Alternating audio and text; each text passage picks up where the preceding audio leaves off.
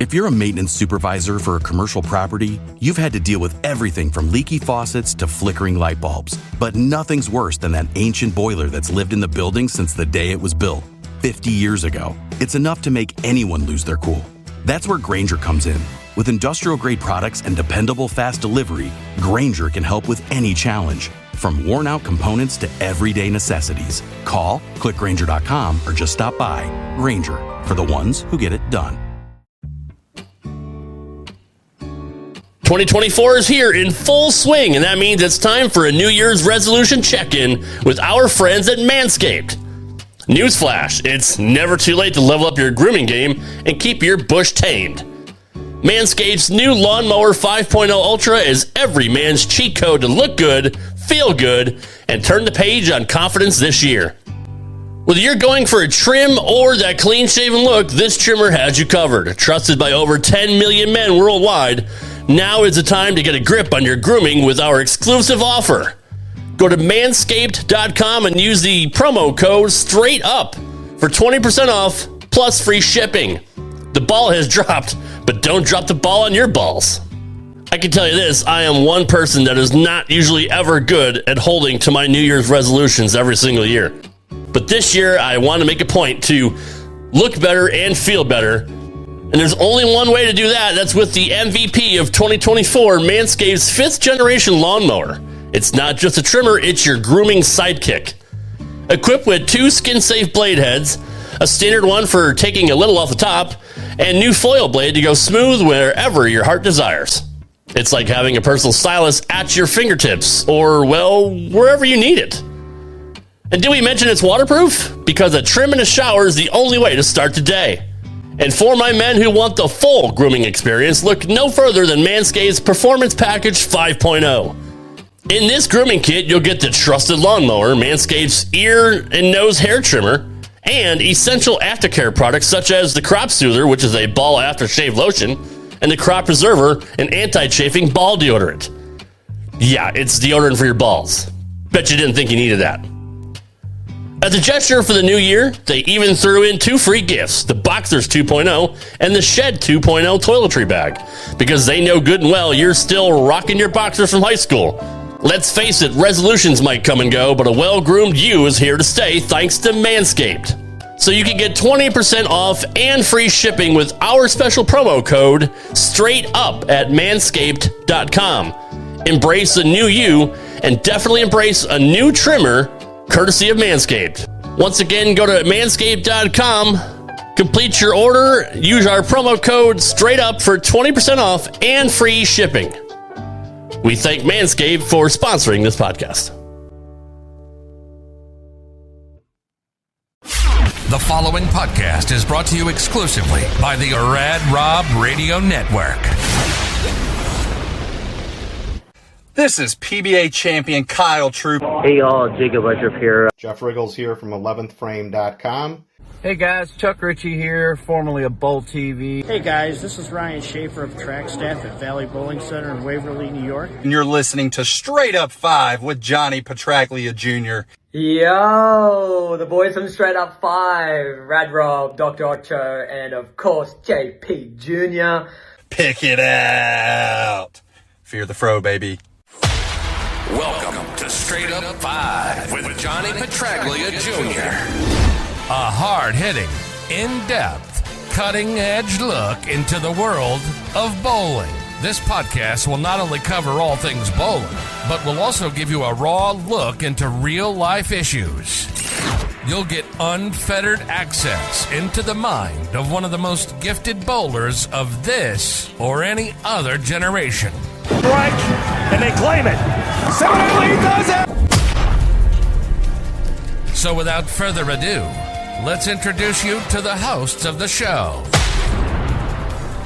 Rad Rob, Rob Francois. Rad Rob, Rob Francois. Dr Ocho. Dr Ocho. And the incomparable Johnny Petraglia Jr. Johnny Petraglia Jr. Hey guys, welcome back to Straight Up 5 with Johnny Petraglia Jr. I am your host, Rad Rob, Rob Francois. This is episode number 105, And we have a very special guest with us tonight. Who isn't here right now are my two co-hosts, Johnny Jr. and Dr. Ocho, which hopefully will be here in a second. So hopefully in the next 4 or 5 minutes, they will be here. But we are going to continue on as usual. Let's see who's here. Chuck Ritchie is here. Good evening, Chuck. This is a bucket list thing for me tonight. I watched this man that we have here coming on tonight on ABC as a kid, and was just had the total package. So, but we're going to show some highlights of Mark Baker's career, as we normally do. Hello, John Sperone. What's going on? Dave Pico. What's up? Let's go. Let's do this. Here is a highlight package of the career of the one and only Mark Baker.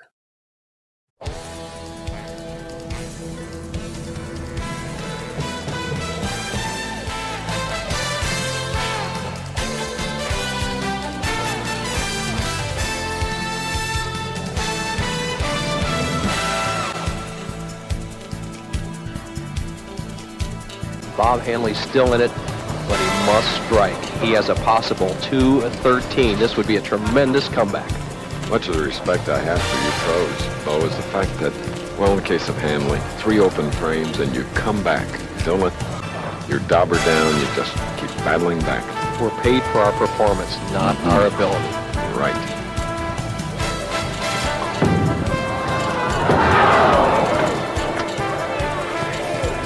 Trust is a must, and that was just too much. Mark Baker just took a trip to the Firestone with that shot.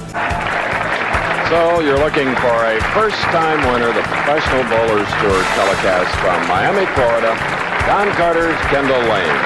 Hanley with the 183 will have Baker's final and a chat with him. Big victory for this 22-year-old Californian. The air conditioning popped on. It wakes me up at night sometimes. Oh, fortunate.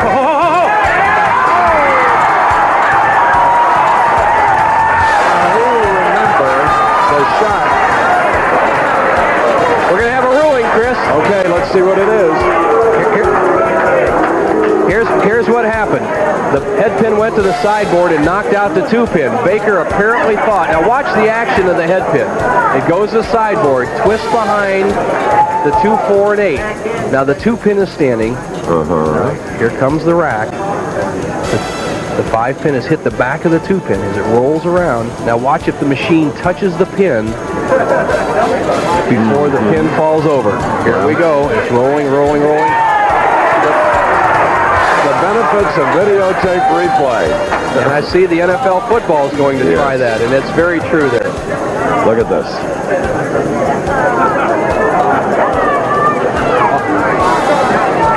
Here's his reaction, and here's the ruling. You cannot have the machine help you in the pinfall. So the pin is reset. Baker will have to shoot the spare. If he makes it, he'll lead by 23. In that frame, you can only say proved that he can do push-ups. That's about it.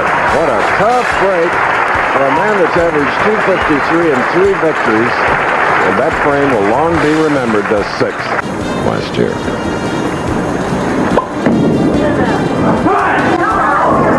Oh, is he talking to that? And he's on the deck. He's going to lose it. Even Mark Baker couldn't believe. He's going to lose the tournament. Look at Baker's jumped up. Walter Ray Williams has to make the 8-10 split to win. Watch the pin action. The ball hangs too wide. We said he wasn't playing quite the correct shot. He knocks the 2-pin down.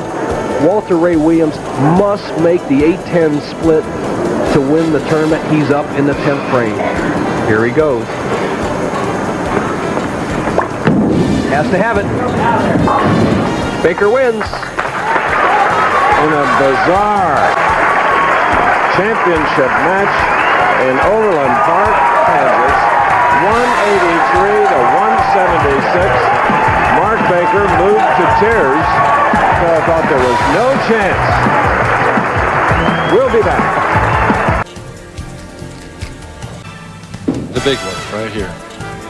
Not going to get there, and Baker is going to be the winner. Well, and Baker knows it, throws the towel down. now all he's thinking is, I got to stay behind the foul. He's in the building. Savoring this victory. 0 for 5 from the top spot. Got beat here 2 years ago. Outstanding performance, just not outstanding enough. Mark Baker obviously enjoying the fruits of his labor. Baker has fouled before, as he did at the Firestone last year. He stayed behind the line, though. Leaves only the 10 pin, and that's just enough. He has no problem.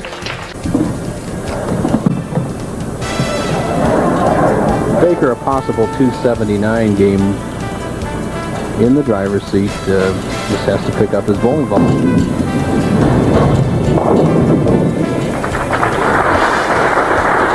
All right, it's for Steve Wonderlich. Heck of a game. 2:30 here in Portland, Oregon.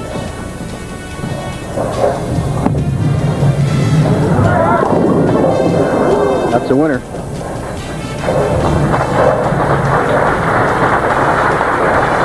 For the winner, Mark Baker, it's a big 255 to Steve Wonderlich's 230. Look at the expanse here, filled with people. Haven't been here since '82 at PBA Atlanta, and they welcomed everyone back, and especially the winner, Mark Baker from California.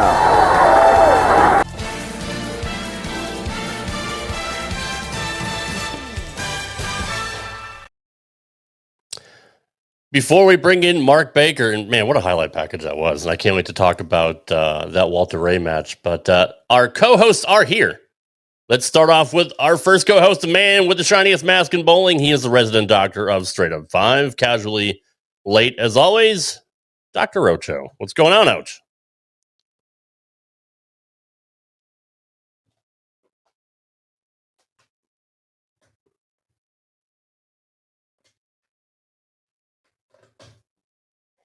How am I late? Just how am I late though? For real. How am I late? Well, I mean, you're ageless and timeless, so I guess you're not late. That very sexy hand next to you is the man with the name of the marquee. He's number 7 in your program, number 1 in your hearts.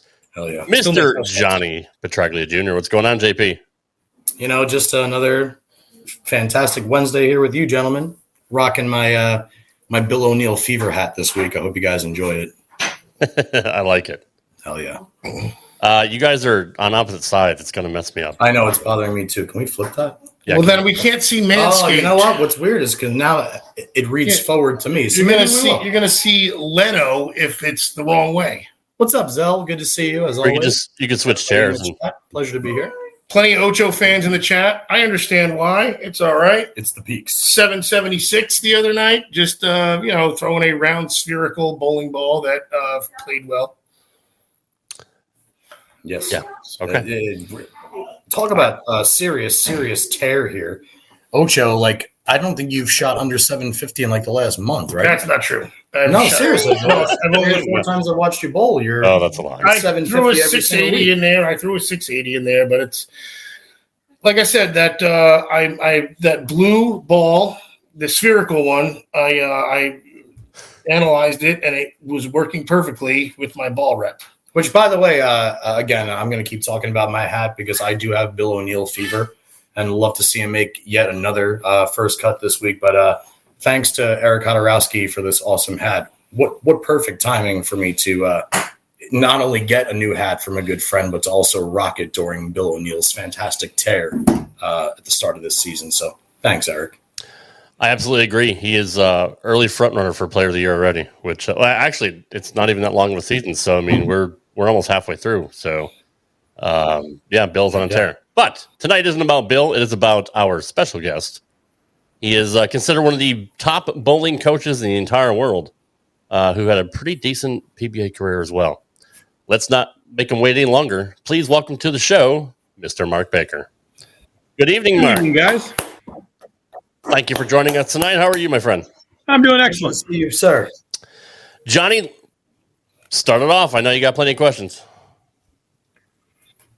Well, first, I'll start it off simply by saying thank you so much for being here, Bakes. I mean, your time is as valuable as anybody's, and the fact that you go out of your way to join us here and spend an hour and a half with us is really, really awesome. So thank you extremely from the bottom of all of our hearts, for being here. I'm going to dive right in, and it's no secret your knowledge of the game. You're literally one of the most renowned coaches in all of the world, and have been a long time. You just continue to build on your legacy for not only everything you know, but the people that you have behind you that are under your tutelage. I just want to know, when did you decide to sway from actually competitive bowling into the world of helping everybody else? That was a pretty easy decision. I hurt my back in December of 90. I had a real good year in 90, and then I picked up a trash can lid in the backyard of my house, and I knew something wasn't right. I had an MRI done about a couple weeks later, and I had major back surgery on February 4th of 91, which in effect ended my bowling career. So the coaching I did. I dabbled in the coaching. Then people wanted lessons. I'd give them a lesson. I'd never schedule the next one. I didn't really want to do it. I didn't think I was a very good coach. And people kept calling me, and I tried to coach in the A90s. I had some personal issues I needed to take care of. Tried it again about 15 years ago, and it's worked out pretty good ever since. It was never a life calling, but now that I've done it for this long, this is definitely what I've been meant to do. And I obviously, speaking from firsthand experience, see the way you work and the things that you do, and it's fantastic. And was I muted the whole time? No, you're good. You're good. No, I've seen it firsthand, the commitment that you have, and it's it's fantastic to Appreciate watch. that. So yeah, you were at probably 8 of my camp bakes. You were the solid. So you were there, so you got to see it in action, how we try to make everything run. It's crazy, and we got it all done. It was always good events. Where the next day, April 23rd is the next camp. So my 42nd camp. Wow, my goodness. 42nd camp. And it's crazy. Your camps sell out as fast as Taylor Swift tickets. I would not, I don't think I would equate those. It's always a little work. I think I'm at 430. I lost one or two. I think I'm at 34 right now, which is a good number. 36 is a sellout. She is a juggernaut. That's, I'm not a Taylor Swift music type person, but you have to tip your cap to her. She works hard, obviously understands social media better than anybody of all time. 100%. And the kids love her, so you got to tip your cap. Anybody who's made $1 billion doing anything, pretty impressive. Damn right. And you know what? That kind of that kind of feeds to my next question, because like her and other Titans, it's the progression. It's the continuation of building on something off of other things. So let's talk about, aside from the career of Mark Baker, aside from from Camp Bakes, let's talk about your newest progression and what you're doing with video series. What's going on there? Well, I have this very cool place I coach called the Westpac Training Center. I got a little private 2-lane center. And after about 6 months of working here, I got to see the game from a completely different standpoint, where I'm watching people, the camera set up on Strike Seeker, and I get spec'd on every shot.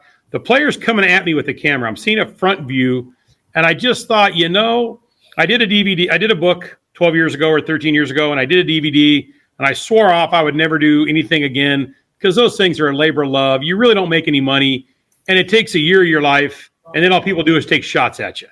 I'm like, but two things. I had a very unique view, and I really want to do one more thing, and I really thought that two-handers deserved their own instructional video. I've done the two-handed camps in Las Vegas. I've had a chance to work with Vi and Troop and Chris Sloan and Anthony Simonson, and it's those two-handed bowlers they're fanatical. And I thought, there has to be a video for these kids. We can't just throw them to the wolves, because some of the stuff on YouTube, me being nice, is crap. It's just terrible. So let's be honest. So I decided to do something. I put my money where my mouth was, and fortunately, I landed on two pretty good models. I got Anthony Simonson, and I got Jason Belmonte.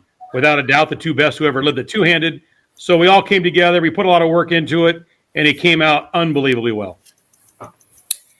It's a pleasure to watch, and it's cool you talking about the two-handers. Other than what they see in front of them, guys like a Simo or a Belmo or a Kyle, they don't have any literature or like any previous books written about what they do. Like it's like when, the old school mentality of, say, my dad, you got to make sure your shoulders are square, be perpendicular to the foul line, follow through towards your target, keep the cup of your elbow facing forward. I mean, even going back to your book, I remember one of my favorite pages in your book was, I think it was like page 7 or 8, where you had 8 completely different bowlers in the exact same spot at the completion of their pivot step going into their slide. I think Carolyn Doran Ballard was in there, Amleto Monticelli, just to name a couple people in there. But it's crazy that all the other elements don't necessarily apply anymore. We see Zach Wilkins, just because I saw him shoot 300 today, his follow-through goes way further left across his body than even, say, a Mike Fagan's. And, a long time ago, that was like a big no-no. And the same thing with, say, Jesper's third and fourth steps leading into his slide. Like, there really is no true way to get to the line at all. We can go as far back as looking at somebody like Mike Lickstein, but they're all in that same spot at the completion of the swing. So my question to you when it comes to the two-handers is, do you see some similarities there with them big time compared to a traditional? So I have, Simonson and Belmo. Everybody tells me how different they are. But if you look at my video from the front, from their third step on, they're identical. I mean, they are mirror images of each other. So my premise was, how can these two guys have such a great record in majors? Because majors aren't about rev rate. Majors aren't about who can hook it the most. Majors are about who's the most accurate. Because majors tend to be brutally tough. Yeah, right. And that stuff they bowl on the U.S. Open now is just nasty. Every day it's worse. And then, the who leads it? Belmo and Simo, 1-2. So when I got to bring him into the training center, and I did a one-handed video. I brought in Daniel McEwen, Chris Prather, and Dave Husted. So I had no slouches involved. I mean, these are all, everybody has, I think we had 28 majors between all the players. But when you measured who was the most accurate, Belmo and Simo were not by far. They had better numbers. Here's how good Belmo was. I showed this thing called the Baker box. I wanted 3 shots from every pro, so 15 shots to hit this certain zone. Belmo's, we had to use his 3 worst shots. So he hit 6.1 at 45 feet, 6.4 at 45 feet, and 6.7 at 45 feet. Because I showed the other 10, they were all 6.4 at 45 feet. Oh my God! So it would have looked like it would have looked like I just used the same video over and over. So I actually used 3 of Jason's bad ones, and it was still the 3 best ones. So you don't win 15 majors because your rev rate's high. Everybody has a high rev rate now. That's not a thing. I mean, the average rev rate on tour is just through the roof. And the average rev rate when I go watch my Sun Bowl JBTs and JTs, through the roof. So I wanted to show, yes, they both bowl completely different from the side, but when it gets to the third step, how they bleed off to the left and their pivot step replaces it, and then their slides off their pivot step. When I was showing Jason, I was drawing lines through his eyes. From his third step through his slide, his head doesn't move lateral an inch. So your swing lines up off your shoulder swing. So his head's not moving, so his hands are going the same place. So I measured their timing was exactly the same. They dropped their hips exactly the same. The biggest difference is Simonson just tilts really early, and Jason tilts after his swing goes back. After that happens, they're kind of the same guy. Yes, Anthony's lower, and he has more knee bend and more tilt. But other than that, they do a lot of things the same as they have a different style. Have you noticed anything mechanically that I don't want to say isn't sound, because we always talk about this, how, look, you said you had back surgery in 91. I'm an anatomy guy, clearly, who doesn't wear a mask and have an anatomy degree. But when we talked to Belmo a couple of weeks ago, and we were talking about how, we don't know the longevity of the two-hander because we don't know. I mean, the mechanics, if anything, they're using their bigger muscles, which means they're probably more stable than the one-handed guys. And there's less torque on the pelvis, less torque on the SI joints, less torque on the plant leg even when you stop or slide or. So and Belmo, and I'm sure you probably have some little injuries. You're none. And I was like, Jesus, you're 40 years old, you don't have any. So I'm curious if you noticed anything mechanical that you could pinpoint and say, well, in 20 years that could be, but again, we're dealing with the 2 best two-handed bowlers too, so tough to kind of say. So yeah, I mean, you can only go by what Jason has the longest run, and he doesn't. It doesn't seem it's when you. I spent so much time studying the two-handers to do the video. I mean, literally, 50 hours of just watching them, trying to find what was unique about him and what was the same. And after a while, Jason's just fundamentally sound. That's all I can come up with. It looks effortless. It's like a Mariano Rivera fastball. It looks so effortless that it's like a normal thing, like him just walking to go to the couch, and he just throws a bowling ball with it. I think the term is what? Efficiency of motion? There you go. So if you actually take Barnes and you slow Chris down from the side and you take Jason and you just account for a second arm, they're actually their third steps and how their ball swings, and Jason's actually kind of gets the swing a little bit late for a two-hander. Jason and Barnes have a lot of things in common. So I look at it like Jason just became the two-handed version of Chris Barnes, who was the most fundamentally sound bowler I ever had the opportunity to work with and the pleasure to work with. So Jason does.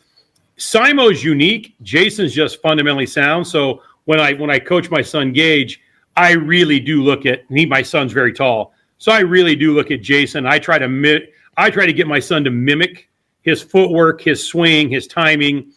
I mean, Jason, his record is really good. I mean, I bowled on tour for a living. I know how it is.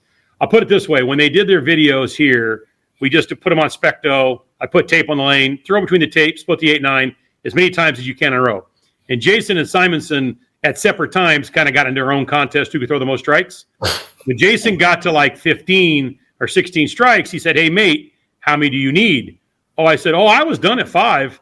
I just want to see how long you can do this. And he just looked over and he said, "You got the tape in the right place today. I can do this forever." And Dave Husted leaned over and said, "I've never said that." So then Simo come in. He did basically the same thing. And I remember Dave saying, "I'm so happy I don't bowl against these two guys for a living now," because they were really impressive in person. So as of injuries, Simo just seems to pick it up, walk up, and throw it. He seems to be the most natural of all of them. Jason, like you said, he's never had an injury. I know they've had some World Series where guys get tired at the end. Jason's like, "If you want to do this again, let's go." So as of now, I don't seem to have any injuries with two-handers, but it hasn't been around long enough. You know, when that's what we're saying. That's exactly where we're at. Like, look at me. I was 31 years old. I was a pretty good athlete at one time. And because of my overextended push away, and I really leaned on it and driving, what the doctor thought was just driving too many miles at the time, just sitting there in that, you're in the van, driving, my back got bad. And I was a pretty good athlete. So I only made it, 9 years. I think the biggest advantage going for the guys that bowl for tour, in essence, compared to my era, they don't really bowl very much. They're not putting in, I put in 1,000 games a year on tour, probably 1,000 games of practice, bowled regionals and PCBs. And, I was putting in 2,000-3,000 games a year. And on the road, way more than I did. Too. They're not bowling as many tournaments, and they don't bowl that stretch where I would leave home at the end of January and come home at the end of April. Sure. They're not doing that 3-4 months at a time, 10 weeks in the summer, 7 weeks in the fall. I bowl about 31, 32 every year. So I think because they're not as many games, that might help them not get injured. That's what I was just going to say, because Rob, I'll send it to you. I just want to close with this. I mean, your shortest format tournament during your tenure on tour was 42 games. Shortest ever. You guys are bowling 42 games, 48 games, or 56 games right. in the case of the U.S. Open. And that was, if you made the show, now you got enough time to drive to the next stop before the Pro-Am. I mean, obviously, I watched my dad do it as well in the same time. You really got to give kudos to guys like yourself and guys that have figured out a way to manage their lives according to that life, and not to take anything away from the guys out there now. These guys nowadays are 10 times even more advanced, mentally, they got all the knowledge physics of majors too. Yeah, now. The bowling ball thing makes today's player better than my player. I didn't have, in 1985, I was high average on tour. I'd say the 30 weeks I bowled, I threw a black angle 26, and it was the same one, 3 SST 228. No grips, really? thumb sleeve, no extra hole, same ball. I would walk out to bowl with a ball on my shoulder and a towel. What lane am I on tonight, boys? Let's get after it. And I made 23 finals that year. I was the first guy ever to be high average with the most games bowled. Walter Ray after that annihilated that record, but most guys that were winning high average at that time was Mark Marshall and Earl won it like 11 years in a row, and I spared in the 10th, the last game of the show in the title match, to beat Marshall by 0.01 for high average. So I threw one ball pretty much all year. Now they don't throw one ball 3 games. That is wild. So the managing of equipment, and I try to explain to my the people that bowl, like, Yeah, we went from first arrow to fifth arrow every tournament. And if you bowled A squad or B squad, you got the end of V, and at night you would be a fifth arrow. These guys do it in 3 games, which we took 6, 12, so 24 games for our guys to get from between first, second arrow, and then you were piping it off fifth arrow with the yellow dot, with the blue dot the last couple games of qualifying. These guys do that in a round. So we didn't make the moves as fast, and we didn't switch ball. We didn't have as many options to switch balls. I mean, I was going to go from my black angle to my yellow dot to my white dot. I had negative leverage, and I had 3/4 finger and 3/4 top. So I had like 2 layouts, the same ball over and over. These guys are magicians with the bowling balls. So I think that gives them the nod, because the physical games are physical games. I don't think ours are better or worse in the day. You let Don Johnson loose as 19 now and give Don Johnson 2 years, he'd be in the top 20 money winners. It's just Dick Weber. I mean, the guys that were talented, it didn't matter what area. And you put Jason Belmonte and Chris Barnes back in the 60s, they'd have figured it out. Yeah, we've had that discussion many times on the show about which era was better, who would have been better, with what conditions, with what equipment. And it pretty much just cancels out. I mean, you're going to have the best of the best no matter what area you're in. They just adapt to whatever, the trend is, whether it's equipment or lanes, going from wood to synthetic, from urethane to resin. So many different variables and factors. The best are always going to figure it out. And as we're seeing this year, it's always the same guys on top. I did want to ask you from a coaching standpoint, when you look at somebody like Kyle Troop, who is a two-hander and has a little bit of different style than Simon and Belmo. One thing I realize is he doesn't have a very high follow-through. He just kind of just puts the ball out there. Just from a coach's standpoint, do you think that's, obviously it's right for him, but would you kind of try to tweak his follow through? No, because if you ever, if you walk up and you mess around from behind and you just grab Kyle, you better be ready. He is super strong. Yeah. So because of his strength, I think if he had the full follow through, Kyle's strength is that ability to really change speeds and go dead straight. Like in the US Open, he won. He got left, threw a shiny ball, slowed it down, had tremendous touch. I think his short follow through allows him to really manipulate his rotations or tilts, whatever you want to call it, how he gets the ball to shape on the back. I think his shorter abbreviated follow through, he's got so much touch there and he's so strong. He doesn't need to get as far through it because he's really got his legs underneath him. Kyle's really strong. So everybody has their own style. What I would say is Kyle and Vi are more like one-handers that bowl two-handed. Right. Where Jason is the ultimate two-hander, and Simo's just a little bit of a, he's Pete Weber. Right. Thanks. I want to feed off that because that was a great point, Rob, because you're talking about Kyle's strength when you grab him from behind. So for those of our viewers that don't know Mark or have never seen Mark is a stud. He's a tall, not anymore, strong, boys. Mark's an old man. dude now. I'm turning 63 next month, man. You don't have to be modest, not here, but because this is a dead serious question, Mark, that I have for you as a fan and a spectator of your game. For as big and strong and tall as you are, you had a very short backswing, comparatively speaking. Was that because of that? My backswing was a little higher when I went on tour, but my backswing got shorter when I first went on tour because my ball wouldn't hook. It was just, I grew up in a house with a ton of oil. They had, mixed Vaseline in there. So I always had a kind of a short swing. I went on tour and the lanes were so hard, I had to slow my ball down. I threw it really hard when I came on tour, but my ball wouldn't hook at the right place. So, we didn't really use break point then. So I had to abbreviate, slow my feet down, get my swing shorter, and I had a lot more rotation because we bowled on such trash wood.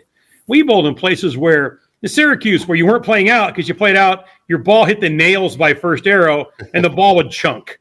So, okay, we couldn't play first arrow, now you can play fifth arrow. Well, I finished sixth there, but you literally couldn't play parts of the lane because the nails were sticking up. We didn't bowl in any palaces. We bowled in some real shitholes. So the heads hooked so much on tour that I had to change I had to learn how to tuck my pinky. Roth was the master. I had to learn how to tuck my pinky. I had to slow it down. I had to get way more around it just to compete on tour because they hook so much. So my swing got shorter, but then I got where I could really load up with my right leg and get my elbow to bend before it became a thing. And I could really get up on my wrist and just create a different release than what everybody told me was I had a different reason than everybody else. To me, it was just me throwing the ball. Like Ozio was always enamored with how I threw it. How do you do that? Well, I don't know. It just rolls up and rolls off. So I never thought about my hand. I was just trying to get the ball through the front and get it to hit. So I think it was just more of a product of the environment because the lanes were really hard on tour. Their scores were so low compared to now. High average now is around 228. When I was high average on tour, I was 213. They were dirt every week. I mean, 180 over, you made the finals every week.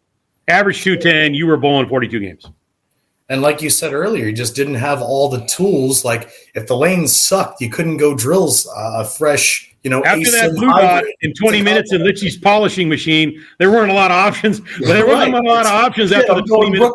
But if I move this way, I'm leaving a bucket. Well, it was, I remember like when you re-bowled at Riverside, I shoot 300 the first game of B squad. I come down the low end. I got, I'm following Husted. How's this pair? They hook a little bit. Like how much? He goes, a little bit. I just shot 300. I give it a quick 5 and 3 left. I got 1 on the left. Oh, no. So then I shoot like 190, 190, 190. And then I threw on one of my best finds ever. I got a lot of finds. I bowled a 6, I shoot 300, 4 straight 190s. I bowled the last game at Riverside, Bowling Center, Riverside, BCR. I shoot 299 with 7 Brooklyns. Now, here's the best part. On the 12th shot, I stoned a 6-pin and labeled the ball return.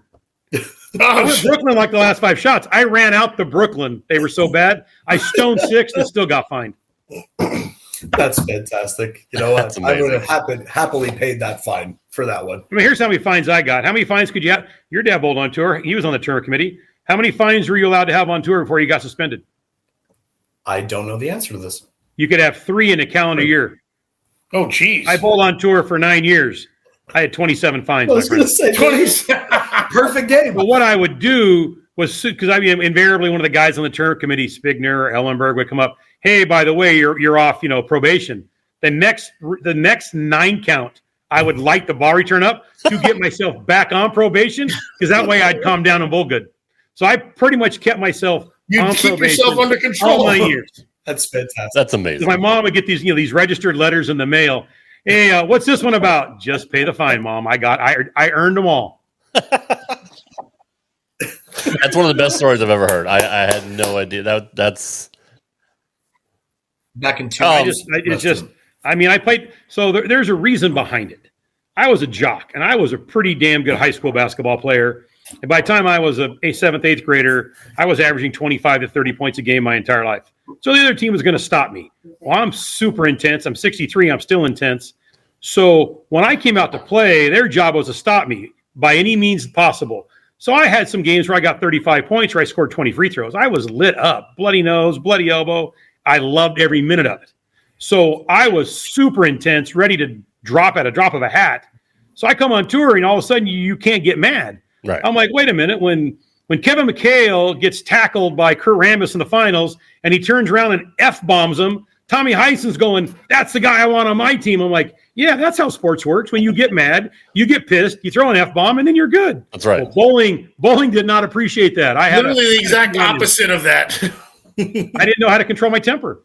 I was a kid. I didn't go to college. I went right on tour at 19. I wasn't very mature. So as I've gotten older, I've gotten better at that. But yeah, the guys now are very, very mellow. They don't really do anything. We had some crazy hotheads.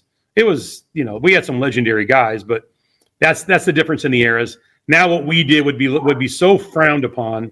And all I ever say is, yeah, you make fun of my era, and you guys will say that, not the players, the fans. You guys are this. You should never get mad. All I know is we charge money to come into a tournament, and we were standing room only. That's exactly right. You go look at those shows you show and I make. There weren't any open seats. They weren't giving away the free seats. We drew a crowd. We may have been a little bit over the top, but you knew where we stood. That's true. That's true. I grew up at Bradley Bowling, Windsor Locks. I'm originally from Connecticut. I'm in Tennessee now. My mom worked there at Bradley, and I would go when the pros would come in, and it was just, yeah, you're right. It was just a sea of people. It was packed, not just for TV day, but the entire week of qualifying. And yeah, you really don't get that anymore. And that's, it was a different era. Bowling was, Dave Houston and I talked daily. We wish in the 80s we knew how good we had it. Right. we were always complaining about the prize fund. There's always something to bitch about. Every Pro Bowlers are good at complaining. That's never changed in history. I wish we'd have known how good we had it.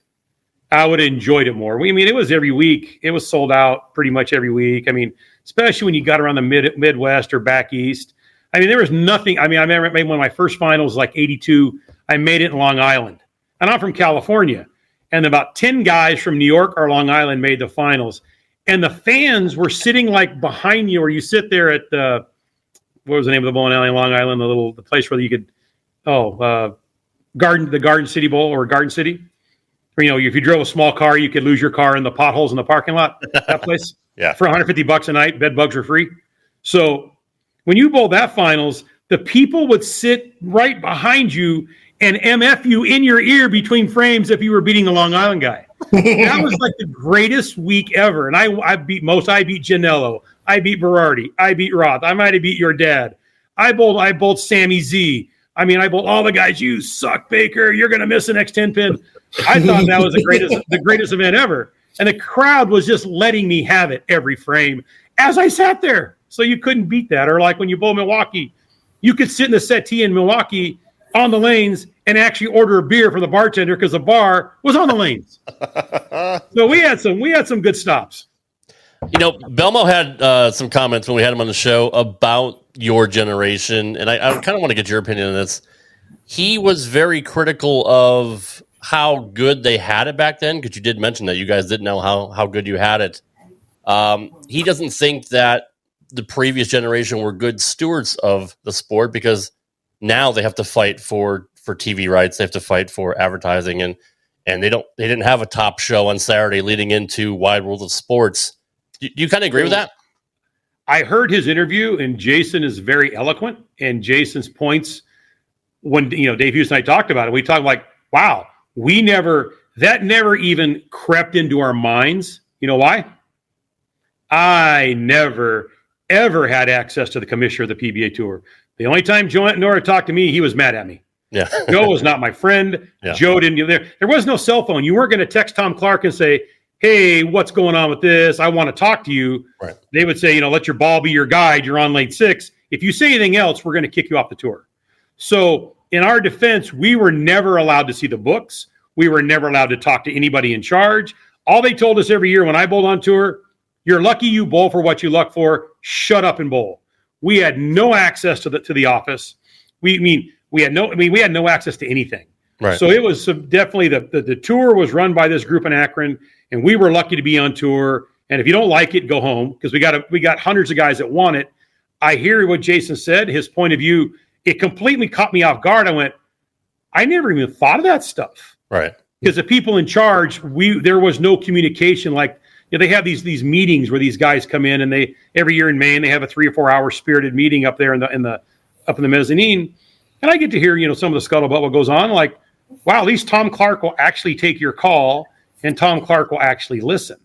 Now, just me personally, I never had access to anyone on tour. Mm-hmm. So, I hear what he says, and he makes complete sense. It was good. It was packed. But I was from a guy from Southern California who saw things a little different than the guys. I just didn't understand, why couldn't we be syndicated? I didn't understand why we didn't have more because Hollywood's here. I can look at the ratings. I know who makes the most money. Sure. Our ratings were high, but the guy that owned the tour was negotiating with ABC, and he worked. So it was kind of weird how that all worked, and we just were given what we were given. So, Biggs, I guess my question is, since those are two complete opposite ends of the spectrum, do you have a preference? Again, I said this at the top of the show. You're a progressive forward thinker, so you strike me as the kind of person that will at least, weigh both sides before you make a decision. So my question is, which one do you think is better for the PBA? The access to the commissioner or the do what you're told Antonora? Oh, no, they had it made with us. They could do what you're told because of what the tour was doing. No, I wish we'd have had more access and we could have helped. God, how could you not market Marshall Holman? He was worth the price of admission. When Pete was young, he was worth when We had guys that were fun. The way they were rock stars, man. They were legit rock stars in the. When I roomed with Mark Roth for about 1 year, Dave Husted's wife came on tour, so I had a new roommate. I had Roth. No matter where we went to dinner, they were grabbing him by the hand, look at his thumb. Mark Roth, we could not go anywhere without everybody in the building know who Mark Roth was. A legitimate rock star. I put that in his post when he passed away. He was a myth. He was a legend. He was a real rock star. And he never wanted it. He never asked for it. He hated it when you grabbed his hand. He didn't want to sign autographs, but he was larger than life. And we didn't really do much with that. My biggest complaint back then, and whatever, was, so Jason's right, but here's in our defense. 1 year, Husted and I qualify 1-2 at the Nationals, what they call the Players Championship now at Toledo. Qualify 1-2. Tiny little players parking lot. Dave and I come walking in, or driving in with my car. You know, you got to show your pass to get a parking spot. Sorry, all the spots are gone. I'm like, well, they can't be gone. There's 24 spots, and I'm 1 and he's 2, and we're here. Right. Sorry. You can go park down Reynolds Road about 2 miles, pay $5 to take the bus back. So we do that. We get to the lanes. Of course, we're late for roll call. Dave's not going to say much. You win those Nagy Awards by keeping your mouth shut. Me, not too many Nagy votes. I let Harry hold up. You know why we need parking spots? Because all the guys that work for the PBA took them. That's the tour I bowled on. Wow. So don't misconstrue what was going on. Jason's right. We should have had more say-so. We didn't realize how good we had it. We should have owned bowling centers. All those things were brought up about guys, but nothing ever. We were never allowed. We never really. And neither did the PBA, obviously. Eddie Elias never came to the meeting. The only guy that mattered was Eddie Elias. He was the smart one. He knew where all the money was. Aunt Nora would not be considered a very good commissioner. I'm sorry. The guys are not. They're passed away. I really shouldn't be saying that. You're bringing up some. That big bruise on my forehead went away 20 years ago from banging against the wall, complaining about this stuff. But that was the difference. We were just a number. I bowled on tour for 9 years. I was in the top 20 money winners, I think, 7 years in a row or pretty close to it. And when I had my back get hurt and I couldn't bowl on tour, and then I said, hey, maybe I can bowl the Firestone. I had surgery. I missed all of the winter of 91, and I'm going to bowl the Firestone. If I can't bowl the Firestone, I get a check. You know what they said? We don't trust you, Baker. Get a note from your doctor. Prove you're actually hurt. If you give us a note, we'll cut you the check. If we don't get the note from the doctor, like, I'm not in third grade. I didn't miss because of the flu. Yeah, right. You didn't just skip class one day. You played. I don't have a living. I'm staying at home because I had major back surgery. You give me a piece of paper saying you're hurt from your doctor, when the surgery was, and we'll cut you a check for the $1,500 last spot. Wow. So that's how much access I had. Now, I was, obviously, you get me going. I had no problem speaking my mind. Sure. And that wasn't very well. That was not liked at all. So I get what he's saying. And in hindsight, he's 100% correct. It was great. We didn't know how to. I mean, some of the some of the lawsuit stuff where the players sued the tour and all that. I mean, we had some guys, Joe Hutchinson and Charlie Tapp. They would have been as good as you could get doing a clinic. Two guys that enjoy each other's company, as funny as, like, Joe Hutchinson's one level below Robin Williams. That's how fast Joe was. But if we were within 500 miles of an event, you couldn't do a clinic. But it's on Sunday. There's no TV show. We're not bowling. You can't do a clinic. So there were a lot of things that restricted us from expanding. Like what Sean Rash does now is amazing. I've done clinics. I've traveled. Sean is nuts how much he's willing to travel to do clinics, and it's great for the game. What Sean does is amazing. He gets Danielle, and he gets Ryan Simonelli, and he gets some other people to go, Stephanie Zavala, they go with him. It's amazing all over the world where Sean will go to do a clinic. And from what I hear, they do an unbelievably great job. We weren't allowed to do that. So there's some differences. We just were restricting what we could do. And you want to make a living, sooner or later you keep your mouth shut. You guys were just cattle, it seems like. And then if you didn't like it, someone will replace you. Somebody who can give more milk, basically. Like, that's just kind of. I'm sure there were guys that had a much better relationship with the home office. I'll take it in general. Like, obviously you had you had your reputation, it sounds like. Well, so, Bakes, I'm pretty quick. I wanted to knows that I lose my train of thought fast. So I want to spit a couple things based off everything you just said. Number one, you were talking about the rock stars of your era. And one of my personal fondest memories, which I haven't really shared with a lot of people, was good old Carolier Lanes here in North Brunswick, the former owner of the property was Lee Livingston. Obviously, you definitely remember Lee. I mean, I never bowled a Carolier. Talk about it. You never did? I quit, and my last year was 90. Oh, 90. Well, the inaugural year of Dad's JP Open. That's right. Shit. Well, anyway, the former owner of that land loved bowling like there was no tomorrow. Lee Livingston, God bless him, fed the homeless every single weekend. Nothing but great things. The inaugural year of the JP Open in 1991, they did a little piece where they're talking here, and they actually show a clip of me hitting a wiffle ball with Mark Roth catching and Dad pitching. Well, that particular week, Lee Livingston sent myself, Dad, and Roth to the box at Shea Stadium, which was halfway between home plate and first base, just above the dugout, about 4 rows back, box seats. And I remember distinctly sitting in the front with Dad, and Roth was behind Dad in the box, and the line of people coming from the mezzanine level to get both of their autographs. Now, granted, this is 1991. This is like after when everybody knew who they were, and just kind of. And I remember Mark Roth saying, my dad saying, "John, I'm real sorry I have to help these people," and Mark saying, "Here we go again." Like he was they were both so used to it.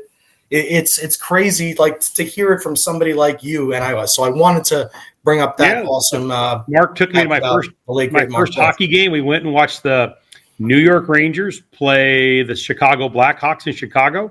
I'd never been to a hockey game, and so I was cheering for both teams. I didn't know you weren't supposed to cheer. I'm from LA. Everybody cheers for the opposite team. When the Yankees come to Anaheim, more people are cheering for the Yankees than they are for the Angels. So I'd never been to a hockey game. So I seen it on TV, and it didn't make any sense. So we're sitting there. So the first 2 goals are scored by the Blackhawk. Now, when you're at a hockey game, you can actually see what icing is. Like, oh, okay, that makes sense. But you can see the play develop and the guy pass, and then the guy. Such a different experience. Such a different person. So then the Rangers score, and I go ballistic, and Ross grabbed me, sit down. I'm like, no, that wasn't. And the Rangers come back and beat him 3-2. There, the crowds get ready. They went from all wanting autographs from Mark, then they're trying to kill us because I kept cheering for the Rangers. I didn't know you couldn't cheer for the opposite team. So when we were there, the first 2 periods, Mark might have signed 500 autographs. They just lined up. It was like 84 when Mark was in his prime. He just signed them all. I mean, everyone they're just knocking each other. That's Mark Roth because bowling was so big back then. But Mark Roth was the real deal. Mark, my comparison to that is when I was married to my ex, who I hope she's doing great. We went to school in Youngstown, Ohio, which was an hour from Cleveland and an hour from Pittsburgh. And my dad is close with Bill Cowher, and his best man at his wedding was Jim Mueller, the old announcer for the Browns, God rest his soul.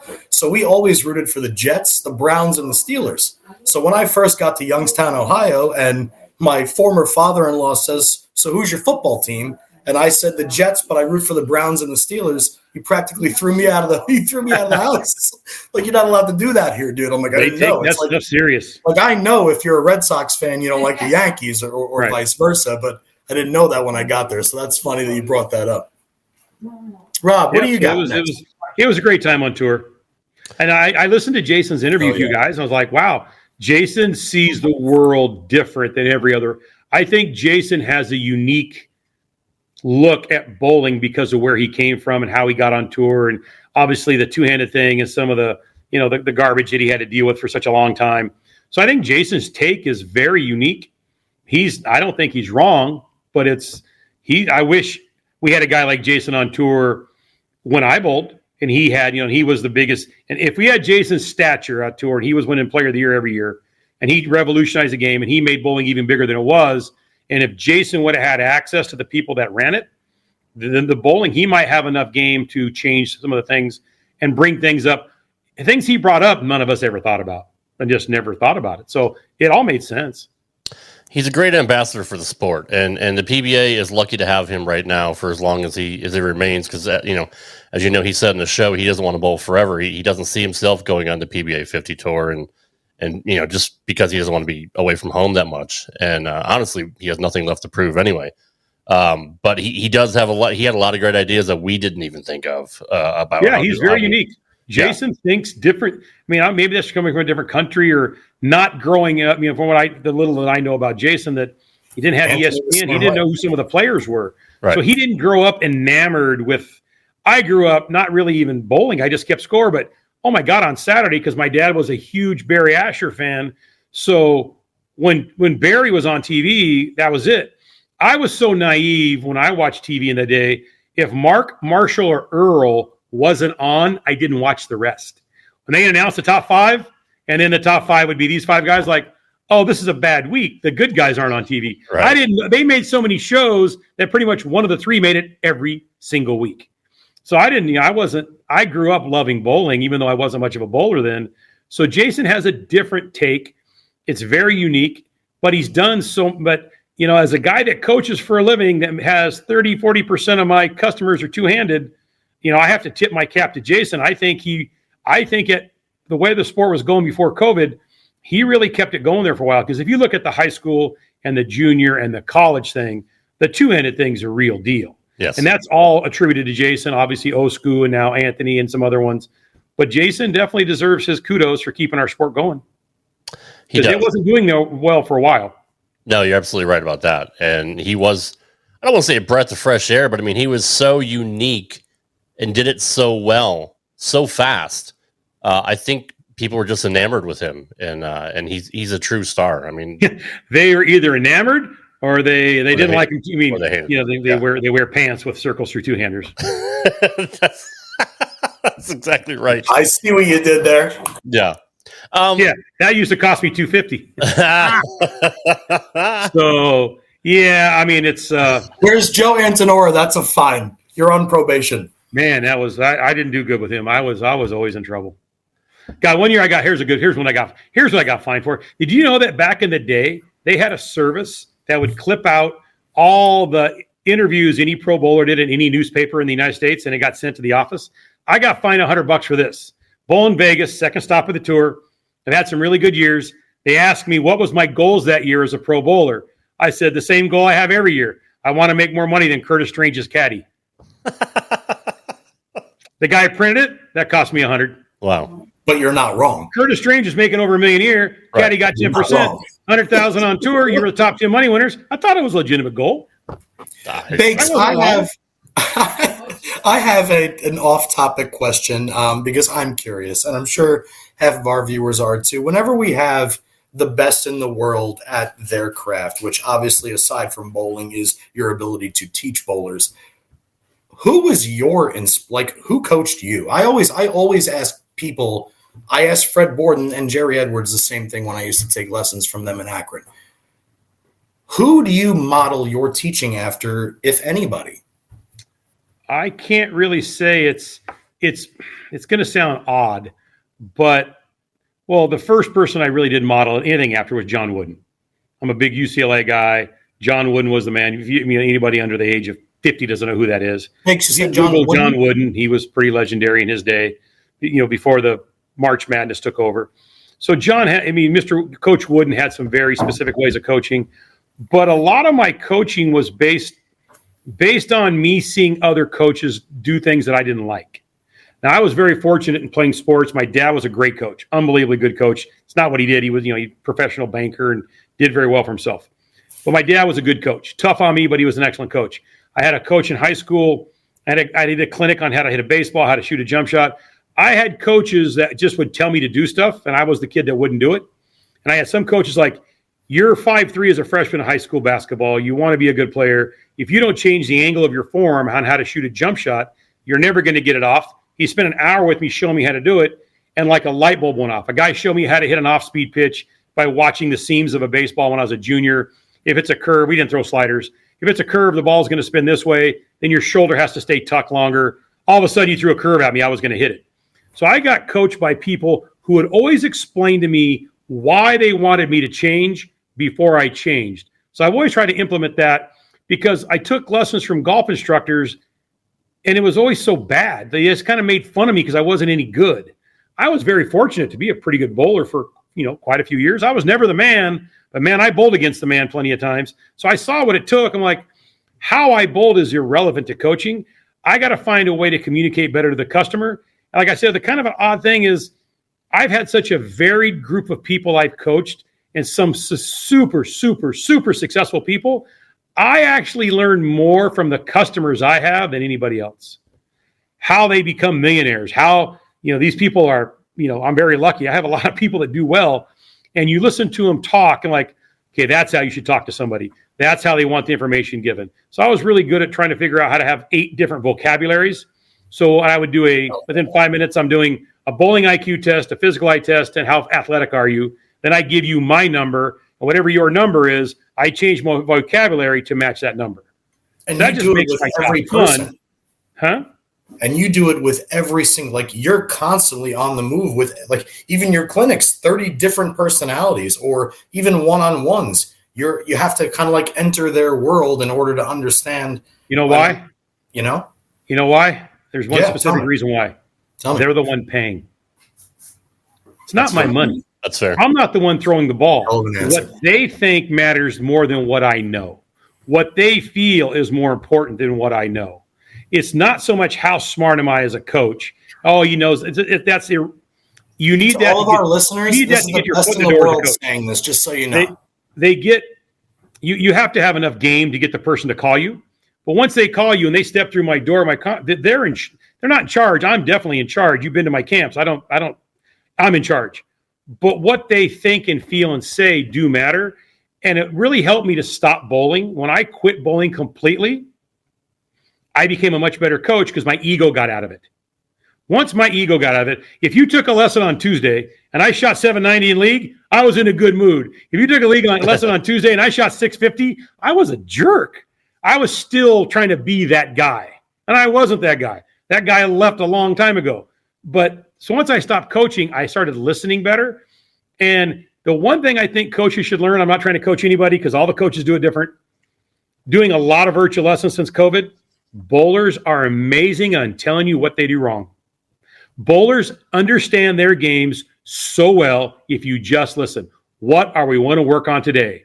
My timing on every third shot, I'm early. Then I measure them and I get these virtual like, they're exactly right. My release isn't consistent. I miss every third shot on the bottom. You're right. So if you actually address what they want, for one, the lesson goes better. And number two, so I never have a game plan. I do not believe in that. When you walk in the door, we're going to work on whatever you want. Golf coaches, today we're going to putt. No, I hit my wedge bad. Nope, today's a putting lesson. It's my money. Why come I can't pick what I want to do? So I've always tried to really listen to the other person, and I've gotten better at it as I've gotten older because I'm still super intense, but I kind of dig what I do, and I get really good results, but I learn as much from the customer now as I do from anybody else. John Wooden, I would say, I've studied all the coaches. I've got hundreds of memes in my phone looking at quotes, talking about stuff. I really like the dude that was a coach at Alabama. I thought he was pretty special. He could adjust to anything. So my son gets tired of hearing all the quotes, but I look at everybody in every endeavor, not bowling, just every sport, every walk of life. Why is this person successful at whatever they do? And I try to steal something from that. Hell yeah. Why was Bobby Knight so successful? Because obviously you can have explosive personality. He had an explosive personality. I'm not in his league. Well, true. He's a little bit over the top. But what do you think? Bobby had it in a certain era. Bobby Knight couldn't coach day one today. The players speak back. That was back in my era. We didn't talk back to our parents. So like now, if I go to a Starbucks and a 13-year-old kid from junior high is dropping F-bombs and I say, watch your language. F you, you're not my dad. In my day, that person would have landed. But then again, that day I would have never done it because if the word got back to my dad that I had told an adult to off, I wouldn't be doing this interview.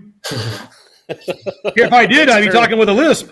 I guarantee you that. He would have lit me. I mean, the thought of somebody telling my dad I did something wrong put the fear in God in me. So it's a different – Bobby Knight could not coach today. It wouldn't work. He wouldn't get through to the player because of just the change in society. Social media has changed everything. Right. Social media, I mean, the access to people, it's hard. It's harder to sell this video. It's much harder because I'm competing against YouTube. And YouTube has one important thing. It's free. Doesn't matter if the content's any good or not. It's free and there's a lot of it. And you can keep watching 3-4 hours. My charge $75. How dare he charge money? Well, I mean, the players didn't come here for free. I didn't rent the place out for free. The guy that did the editing wasn't free. The cameraman wasn't free. So you're trying to recoup some of your costs and try to make something pretty cool. But the whole world's changed to social media. Bobby Knight at that time could get, plus Bobby Knight had, if Bobby Knight didn't have results, he'd have been blown out of the water. Every 5 years, he kept winning a title. They're going to look another way. And then by then, the players knew what he was. Right. And they knew what they were getting into also. Or do you want a guy to be your friend? I mean, when you get done at the end of the day, you know what they're asking about? I was on the 76 team that went undefeated, and they wear that ring proudly. And all the stuff Bobby did behind it, they let that slide. If you win, things get to be washed under the carpet. Woody Hayes still gets a pass sometimes, and he went and choked a guy on the field for crying out loud. Yeah, so I mean, it's a different world. How that? I mean, like the big thing with the tight end for the Chiefs when he lost it on the coach, screaming at Andy Reid's face. Yeah, and everybody's getting mad at him. I'm like, hey, well, I mean, he became like my favorite player. And then Randy Reid said, he laughed. He goes, he makes me young. So they don't know. People make all these judgments now, and they don't know the relationship between that coach and that tight end. They might have had something. Reid said, hey, if we get complacent, I need you to light everybody up. That's your job. I mean, you watch what Herb Brooks did in the Olympics. Hey, the guy's hurt. Gosh. Can he get hurt any worse? No, he's basically as hurt as he can hurt. Watch this. I think I'm getting motivated. He went and lit that guy up, and that's true stuff. And the team came back and played.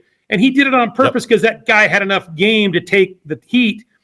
Today's a little different world. So what Travis did, everybody's going crazy. I'm like, yeah, but he was right. They were flat. They weren't flat. They won. Hopefully, Reed's got some thick skin by now. So, I mean, I'm pretty sure he does. According to social media, he should be kicked out of football. So I'm an old fart that doesn't get it. I don't get it.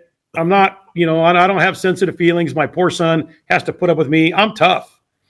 But I also want results. And I know what's right, what's wrong. So you go from there. But social media it's a wild animal, isn't it? Tell you what. Can you imagine? Put up Mark Baker's Twitter and everybody in the chat. Let's go see how he likes how he did in the interview for now. I mean, it is what it is. I am who I am. I'm lucky that I'm the same guy every day. One thing I do like. That's a blessing too. That's good for you, man. One thing I do like when people come to my camp. I've had a man from Rafi come from Mexico, and he said that the reason why he liked camp was my book and my DVD and how I coach in person. I'm the same guy every day. So I really do work on being. This isn't me getting wound up. This is just Wednesday. I'm always slightly wound up. So that's who I am. I'm old enough now that I really don't care what anybody thinks. What they're going to do to you. I don't care. I know. I've been clean and sober for a long time. 23 years clean and sober. I'm a good guy now. But before I had issues. So now I'm pretty squared away that way. So I'm never saying anything mean to anybody. I'm not trying to be mean to anybody. But I got my own opinion, and I'm allowed to have it. That's part of being American. You're allowed to have your own damn opinion. You don't get to give me my opinion. That's just how this works. Whether you think it's right or wrong, I'm allowed to have mine too, as well as you're allowed to have yours. And yours isn't better because you got more feelings. Now, I know that's going to piss some people off, but sooner in life, you got to stand up. So I'm trying to show my son because they don't have the mental capacity to do what you're doing. It's the same. Like I love Arnold Schwarzenegger, and his number one thing in life is consistency. If you're consistent, you trump everything. If you're, the reason why everybody loves you is because you're like Rafi said from Mexico. You are consistent. You're always there, and they always know exactly what they're getting. What you see is what you get. But, it is what it is. So I shouldn't have said all those. See, that's the problem. Now I think I shouldn't have said those things. That's what. Why should you? Yeah, you should have. Yeah, you should have. Sorry to scream over you. Sorry, won't do it. What I try to show my son is the one thing. And I've coached some people that are almost billionaires. I know one guy in the Valley I coach. Everybody goes, what does that guy do for a living?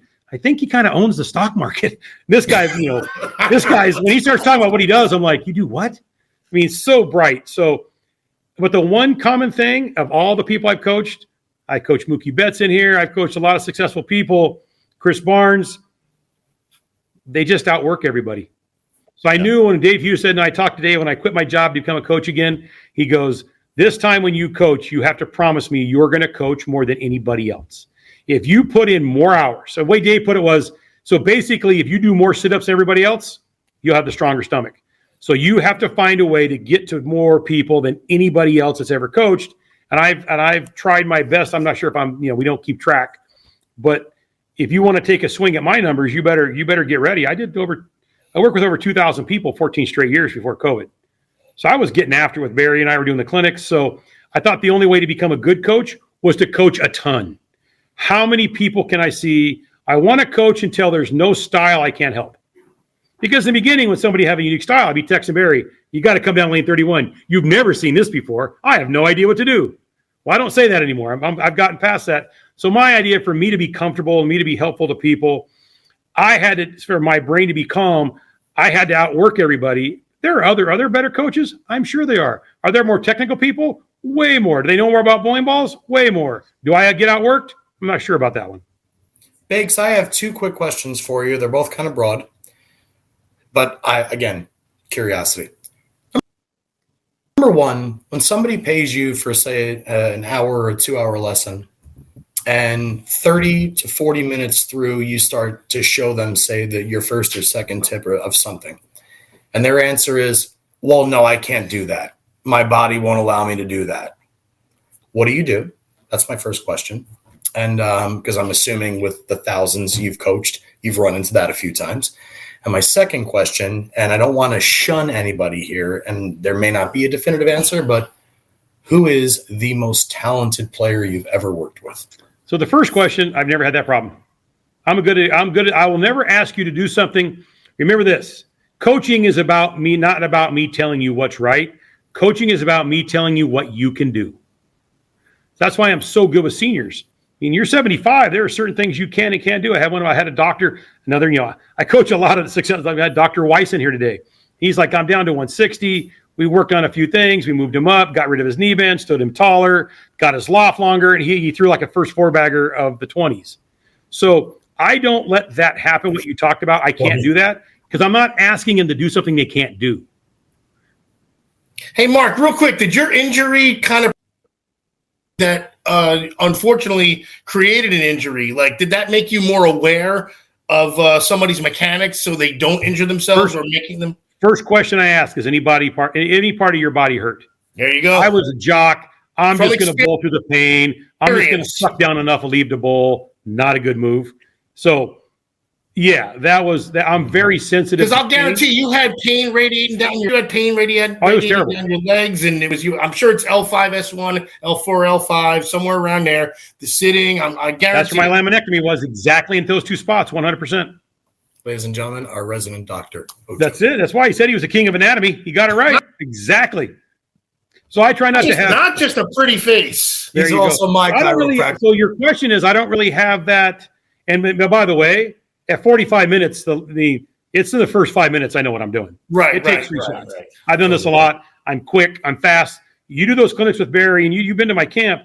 There's 36 people wanting to get better, and I do all the assessing, so I got to be quick. So one thing the clinics did, it got me to where I could help between 30 and 50 people in 2 hours. So you have to be able to assess it fast. So I came up with my own system. I'm not saying my system's the right system. I'm saying it works for me. It allows me to help bowlers. I guess the easiest way to put it, I see everybody as a jigsaw puzzle. Everybody's a jigsaw puzzle. And how do you build a jigsaw puzzle? There's 4 borders. Top border's consistency, bottom border's timing, one on the right's balance, one on the left's accuracy. If I can fix those 4 things, because they all come for the what? They all come for the release. So my theory on the jigsaw puzzle, the way social media telling me all these drills and all these things about the release, they're trying to build a jigsaw puzzle with the middle piece first. How's that work out? You can't build a jigsaw puzzle that way. I work on the 4 things I'm very good at. And when I get those 4, fixing the release, not very hard. Wow. So your second question, you're going to get me in trouble.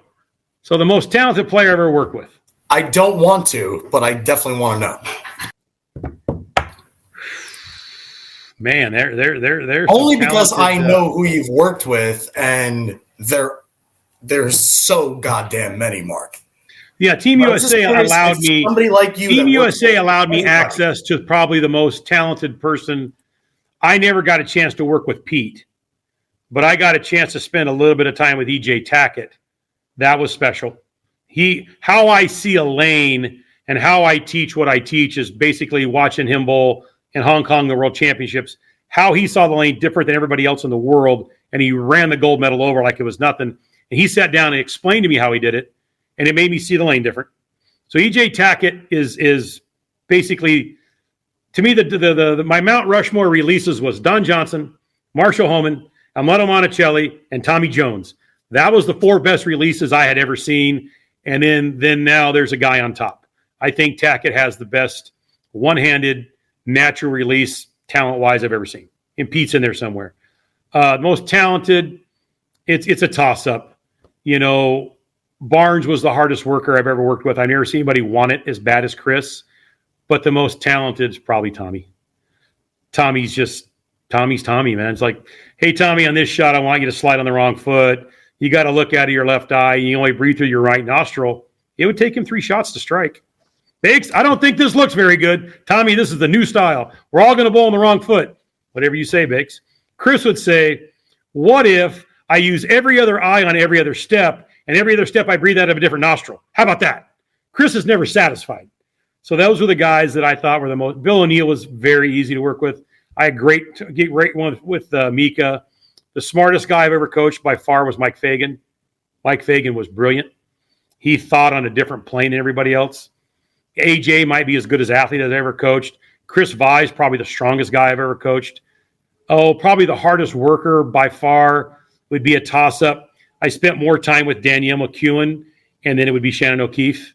Those 2 people want it so bad it's scary. Those are the 2 want it the most, would be those 2 girls, Danielle and Shannon. I would say those are the 2 that want it the most. Yeah. The one time I ever spent a day with Danielle was in West Haverstraw. She invited me up to Stony Point area to go practice, and that's when I definitely knew how shitty I was in comparison to people that work that hard. It was a pleasure to watch her on the lanes, and still to this day. I mean, she's still one of my favorites. Yeah, so that was, I've been, that's a pretty good crew I just named. So, I mean, I've been very, and then, I was just going to say, but no, doing the video, sorry. I never coached. I mean, it was all what they call organic. I gave no instructions. You know, Jason and Simo and Prather, I don't really know those guys that well. So what are we doing? I said, well, there's tape on the lane. Throw between the tape every shot and split the 8-9. What ball? Don't care. Where do you want us to play? Wherever you want. That's all I said. And then I never worked with Jason or Anthony at all. But watching them in person, it was eye-opening how good they were. Prather was super smooth. Dave, I never broke down Dave Husted's game before. The entire time, we never talked about our games. We never worked with each other. We never did any of that. We roomed together for 9 years. So breaking down Dave's game at 63, you see why he won the U.S. Open 3 times. I mean, it was amazing how it's like, if you watch my video, Prather is almost Dave Husted. Their games were scary the same. Where their ball was in their third step, how they both dropped their hips down exactly the same time, their timing spot. So like Prather's trying to become the new Husted, which you could do worse than that. So they were all fun to work with. But I would say, Chris, and here's a good story for working hard. My son's trying to become a good bowler about a year ago. He's bowling okay, but it's hard to find lanes. They're talking about practicing more. Yeah. Well, how much practice, Dad? I said, let's give Uncle Chris a call. So I call Chris. He answers, hey, what's going on? Hey, I want you to talk to Gage, my son. I said, Gage said, Uncle Chris, when did you decide to become a pro bowler? And Chris said around 22, 23, I wanted to make a living at bowling. He didn't join the tour for a couple more years. He goes, but I knew I wanted to make a living throwing a bowling ball. I didn't want to work for anybody. So how much did you practice to get good?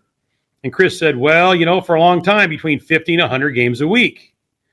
And then my son goes, wow, that's so cool. How long did you do that for? And Chris said, well, I'm 53. So for 30 straight years. And Mike Engage went, you've been practicing 50 games a week for 30 years straight?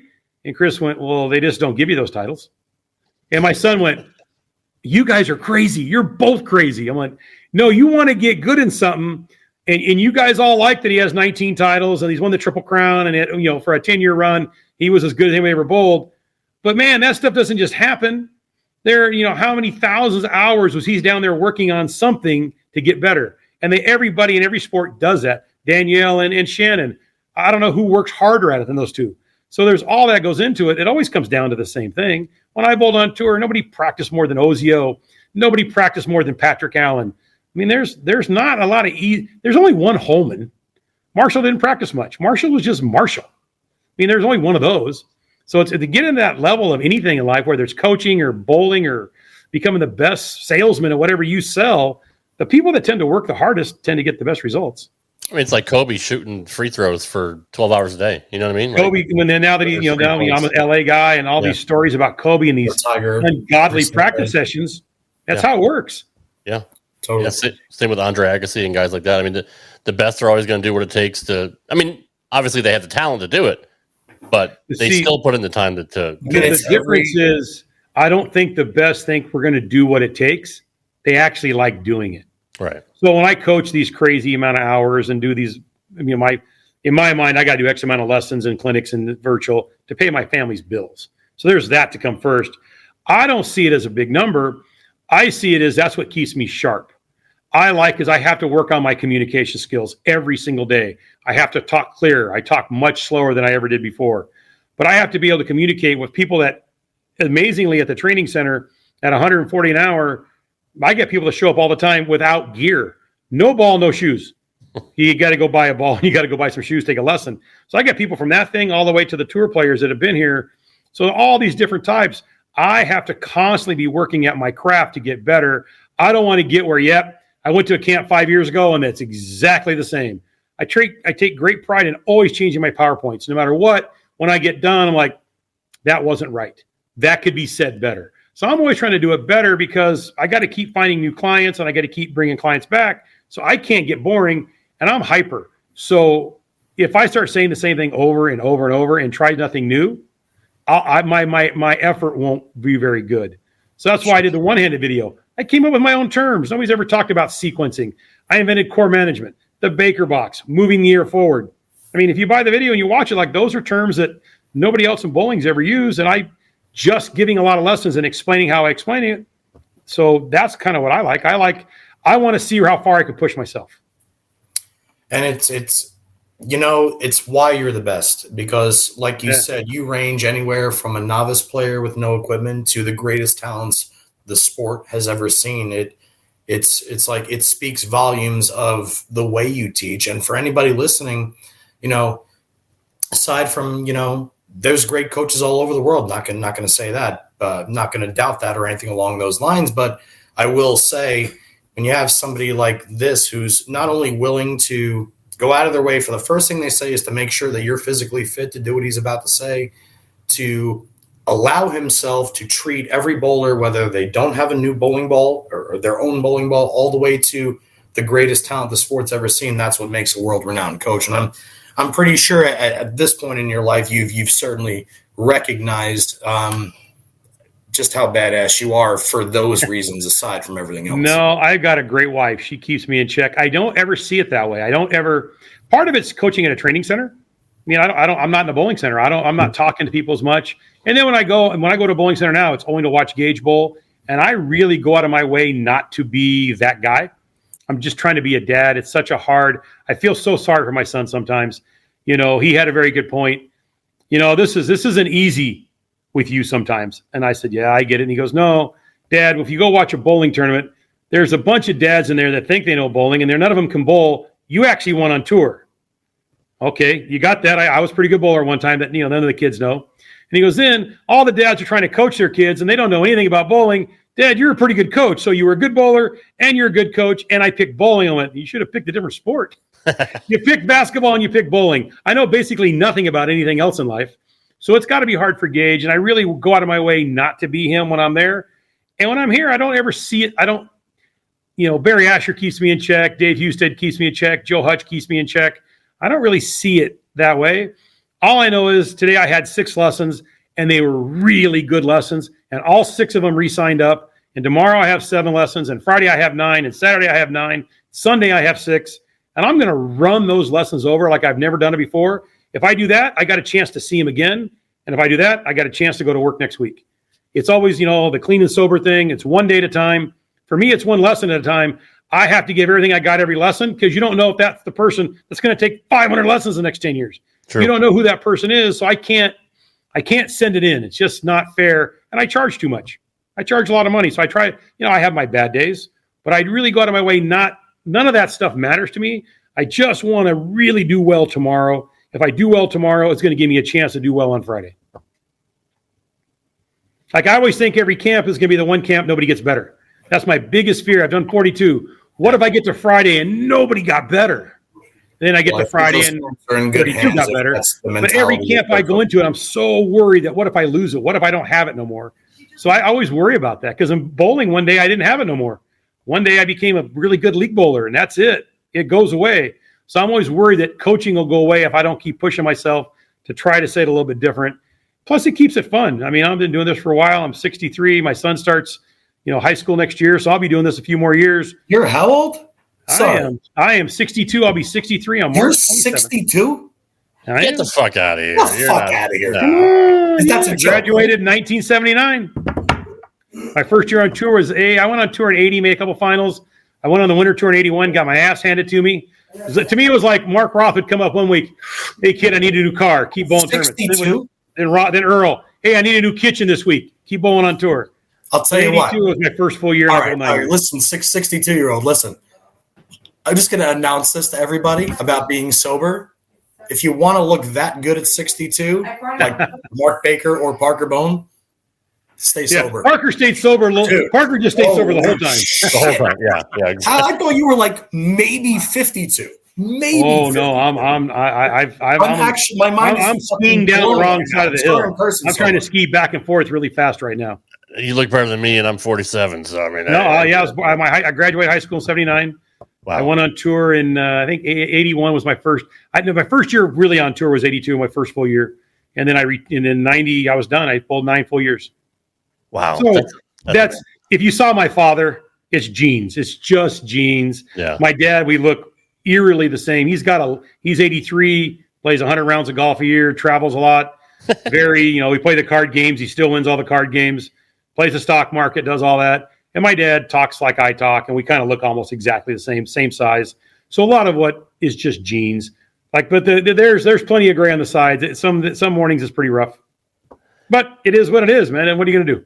That's true. No, that is true. Another guy from California that obviously is very well known and arguably one of the best players, if not the best ever, would be Walter Ray. And obviously you got a chance to beat him. And now I believe that was his first year on tour, and I think he had won the tournament previous to that week. So he wasn't really in Walter mode yet, but I mean, you could tell from the beginning that he was very good. What were your thoughts about him early on, and how do you attribute his success over such a long period of time? So I have an amazing story if you got 5 minutes. Sure. True story. Walter, the reason why Walter's so good for so long is easy. None of us knew how bad Walter wanted it. I guarantee you, wherever Walter is tonight, if he's watching this, if they got a 5-gamer at 10 o'clock at night at some random bowling center in Florida, Walter's bowling. And Walter's bowling to win. I've never seen a guy that likes winning more than Walter. You got to give him that. I'm 62. Walter's probably 64. I've never seen a guy want to win like he's won. So we're bowling in Southern California in 1980, 81. We bowled the Southern California Open, which was 12 teams, no league rules. Because any four could both any four. You could just Mark Ross sub, Dave Husted sub. It was the ultimate open league. You had to have one regular. You could have 3 subs every night, including the roll-off. So it was a stud league. And this guy, John Keene, wanted to get a guy to bowl on his team. Hey, I got a guy. He's not really 200 yet, but he's really improved a lot. Do you guys mind if he bowls a league and he's not quite there yet? So this guy was Walter Ray Williams. And I'm like, I see the guy. I'm like, I read the bowling paper. That's the guy that bowls the coffee club at Limbrook on Sundays with the old ladies. Yeah, but he wins all the scratch side pots. I'll give him that. Right. So he started bowling more. So that year, whatever year that was, for some reason, we don't have a tournament on Labor Day weekend. Walter asked me, Bobby Fenton, and Ernie Harding, two of my good friends from Southern California, hey, I'm playing horseshoes this weekend at the LA County Fair. Do you guys want to come watch me play horseshoes? I'm like, what are you talking about? He goes, just matter of factly, because Walter was Walter. He goes, well, I'm the best horseshoe player in the world. We're like, come on, you're like on the low man on the sheet in league. Sure. So we go out on a Monday or a Sunday to the LA County Fair in Pomona. There were a few beverages involved. By noon, we were hammered. So we go find the horseshoe pit. We come out there and we're loud. Where's Walter Ray? We want to see Walter Ray. And people said, you know Deadeye personally? What? You actually know Deadeye Williams? Like, what are you talking about? He's the greatest horseshoe player of all time. Like, no. So then he was seeded like into the quarterfinals. We're out there and Walter comes out and he walks down from one end to the other of the horseshoe pit. He's got on the short OP shorts. He's got his wallet in his front pocket. Got the white socks on with the red stripes to the knees. He walks down the middle of this horseshoe pit, and it was like Mark Roth, Marshall Holman, and Earl Anthony were rolled into one guy. The crowd stopped talking. And we're looking around like, what is going on? And then he started throwing them. And all three of us went, oh, no. If this guy ever figures out, he's going to beat us all. He started throwing these ringers. Everybody was at 40, 50%. Walter's throwing them at 85, 90. And he's making the ringer go on a certain way. And he's spinning them and the thing was his last couple steps and his follow through and the little spin out didn't look that much different than his bowling game. And we all went, oh, no.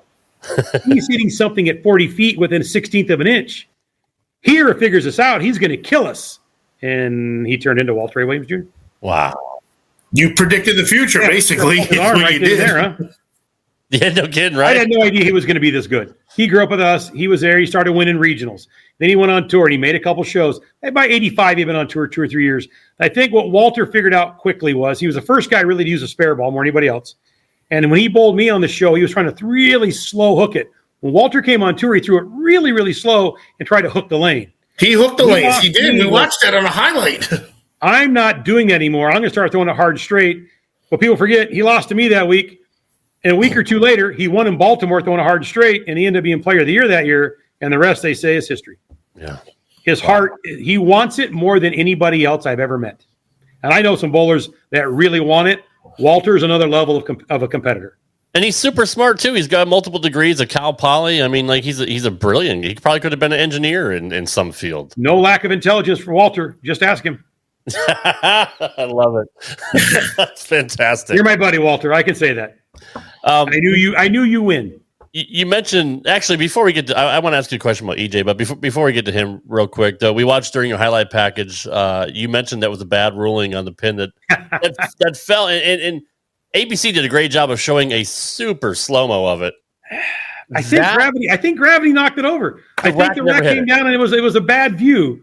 If I'd have struck there, I'd have shot 270. I wouldn't have missed. No, but it was already kind of going before the machine hit it, though. It wasn't like it was upright. It was on it, or else it wouldn't have been knocked Dr. Ocho, over. you get it. That was. That's it. You're physics and you know the anatomy of a body. So that was, I don't know. I hadn't won in a couple years. I made a bunch of shows. I had him he had nothing. I had a 4-bagger. Previously I just shot like 770 the front three. I was bowling so good. That was the best I ever bowled. I carry that. To this day, I've never taken a run and dove on an approach. I never did it before. I never did it after. Obviously, I was an out-of-body experience, and then I ended up winning the tournament. I parlay that into second place at the Firestone Tournament Champions. If I don't win that tournament, I don't get in the Firestone. I won about 40 grand that day, finishing second to Holman. So at least I took advantage of that win and parlayed it into a pretty good event in the Firestone. Yeah, I still think he got screwed over there. I don't care if it's, I don't know how many years, 30, 40 years ago. Who cares? The pin setter never touched that pin. I'm to this day, I know if I carried that 2-pin, I'm off the sheet for 270. I'd have been, there's no way I would have missed. Hell, I was the only one that had a shot. Was Harry Golden the one that made that? I just got lucky. Was Harry Golden the one that made the ruling? I guess. Yeah. Harry was in charge. Somebody made the ruling and they said that, it's, if they rule the other way, then it's controversial. But you still knew you had Walter that day, though. I mean, you just. I had him until I decided that I wasn't going to make any more spares. That's true. That is very true. Just, one of those days, I was 20, 86, I was 25. It's just going so, TV was always tricky because I'm going pretty fast as it is. Yeah. And TV was faster. So I had a hard time. Now, my last 2 times I bowled for titles, when I bowled Ozio, when I bowled Wunderlich, I shot 250 both times. Once I got comfortable with TV and I knew how to slow it down and really just focus on the one shot, then I stopped making shows.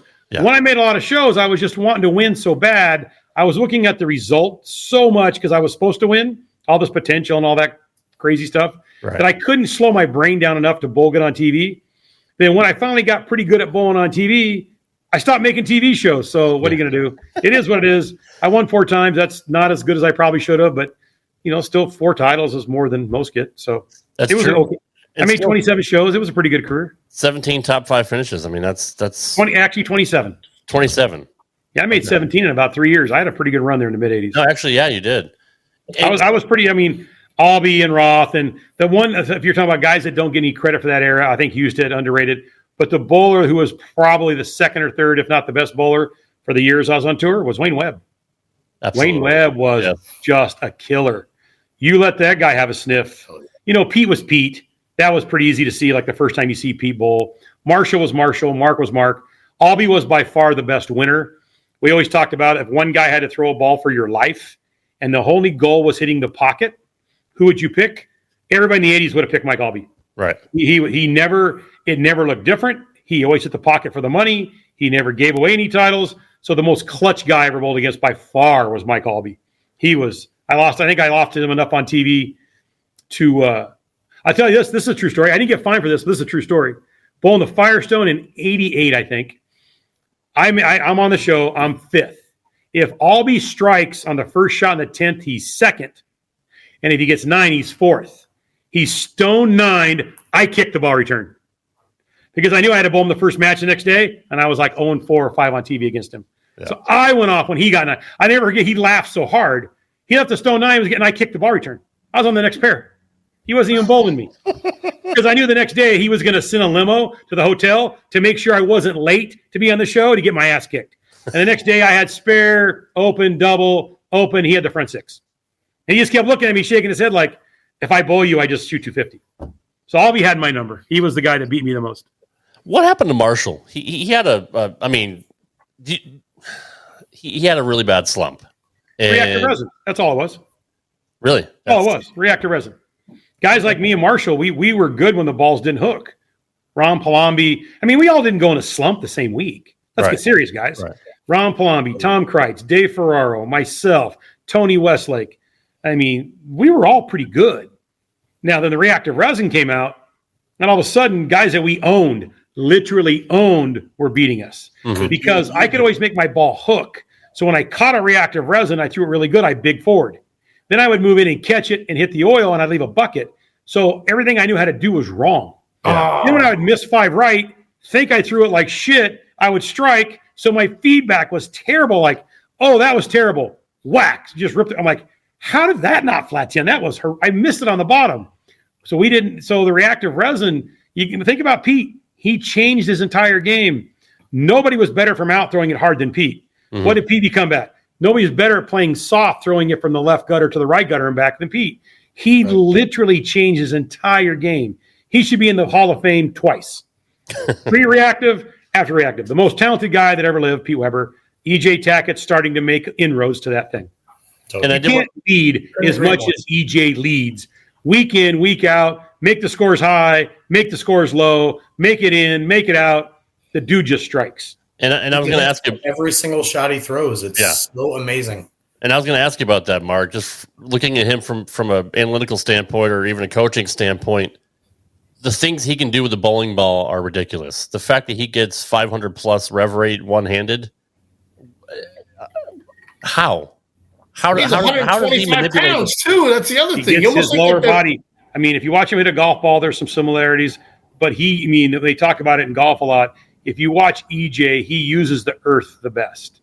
He's driving out of his leg up like on a golf swing. He catches it max. His hand, if you're shooting in the 60s like for a month, like he tells me sometimes, how was August? Good. I had no scores with a 7 in front. What does that mean? I shot 60 or better, 69 or better every round. Yeah. If you got that kind of hand-eye coordination, that's kind of like Walter. So his hand-eye coordination to hit a golf ball's off the chart. So his ability to do things. So when I watched him bowl and I've talked to him, he's got such unbelievable touch, and he makes his ball kind of do the same thing from the same place all the time. So I think he just knows how to. He's got about 6 different ways of doing it. Or he can roll it, he can loft it, he can stay behind it, then he gets around it, then he gets it up in the air, then he really gets around it. He's very, very good at knowing which release to put on it from where. And I think he doesn't get a credit for, maybe it's Brett Spangler should get the credit. He understands how to juggle his equipment pretty damn well, because there doesn't seem to be a lot of weeks where he doesn't bowl good. So I think he's this era's version of Pete Weber. Yeah, no, I absolutely agree with that. And it's the best release I've ever seen for a long period of time. Yeah. He just keeps leading tournaments. I mean, and I've been in person with World Championships. When he gets it, it's on. I mean, it's that. So here's one for rev rate. How should you measure rev rate? I got Specto. I got a different take on rev rate. So there's 3 numbers. Let's say we're going to use EJ. What's his rev rate? Right around 520, right? Yeah. What makes EJ special? The spread. The spread. The spread. Forget the front number. The front number is irrelevant.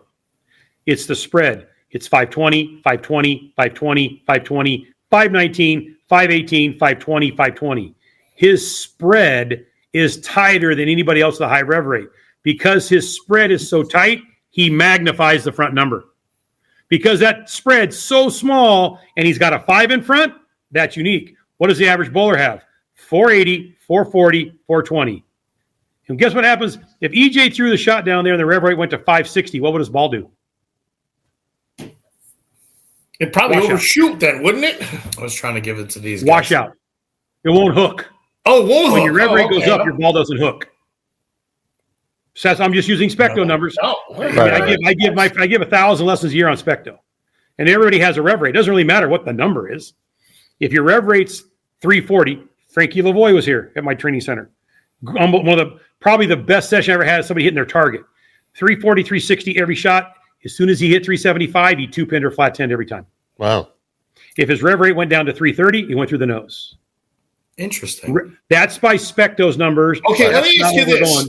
Well, do you know, you were talking golf before, so is this almost like, this is going to be a reach, how the slower the swing speed, if your driver is a higher loft, you'll actually hit it farther rather than having a lower loft? Because I'm not a very good, I don't know. All right. Because I feel like the way you're saying it is almost in conjunction with that. Because what happens when your rev rate goes up, the ball doesn't slow down. Right. So you're pushing it through it rather than letting it roll. So, every time I'm here, and I've had the best in the world, I've had Chris Vi and AJ and Barnes and Stu, Danielle, that's when Belmo was here. His rev rate was right at 540. And I asked my guy that was doing the Specto numbers, because we had Specto turned off to film, like, how are the numbers? And he went like this. I go, are they that bad? He goes, no, they're that good. How does he get his break point, his rev rate to match every time? So that's the first time I'm like, what happened? He goes, and every now and then when the ones that come in light, his rev rate goes up. We were just reading the numbers. Yeah. We weren't watching the ball. I'm just reading them like, huh. And he goes, and the one he threw, so the one his rev rate got down to like in the 510s, he big forward. I'm like, that's completely backwards. When your rev rate goes up, the ball has to hook more. That's not how Specto reads. So when you're watching TV from now on, watch them. See who has the best spread. Well, at least I said what would have happened, because I said he would have overcooked it. So at least I was half right. Well, I was going to say, is it like, for instance, when Chris Barnes leaves a 2-pin, was he like too clean at the bottom? Did his speed increase? That was a different miss. He missed it on the bottom. When he left the 2-pin, when we started working together, he would get forward early. Then he would come up because the way his grip is, the way he catches it in front of him, he would catch it early and it would roll. It would get the ball to roll sooner, and his core would stand up at 40 feet, and then he would get it because Chris is so accurate. His ball would get to the spot where he wanted it to hook, but because the core stood up early, what I call core management, then his ball would get there and it wouldn't hook. So what's Chris going to do? Well, I hit my target. It just stone hit my target. I'm going to move a little bit right. I'm going to make sure I catch this one. Then he'd big 4, because that one would get on the lane. When the ball lands by the foul line, bad things happen. If you like, I have my training center, I have a Brunswick logo on one of my lanes. When the ball hits out between 24 and 36 inches out, your hand has to be behind it, and the ball farther hits out, the better you turn it later. When the ball's hit down, your hand has to be on top of the ball to make the ball land by the foul line. So if you take a ball that's a circle, you draw an imaginary line north to south. If you throw it out, the core's on, if you're right-handed, the core's on the right side.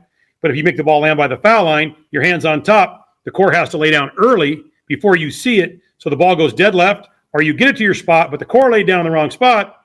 There. EJ Tackett's ball. Where's his core lay on? Best core management on tour. His ball always lays down from the spot. That's why I'm in the Baker box. Everybody does because bowlers are trying to figure out break point from the foul line. I'm trying to figure out break point from the pin's point of view. The pins are in the same place every bowling center in the world. How they want to get hit, the USBC did the study, 6 degrees of entry angle. So I'm like, okay, where does EJ Tackett and Jason Belmonte's balls hook all the time? Let's go with the 2 best of all time right now. Their balls hook predominantly in the same zone. I can't make anybody in the world bowl like either one of those guys. But if I get your ball to hook where their ball hooks, The pins won't know the difference.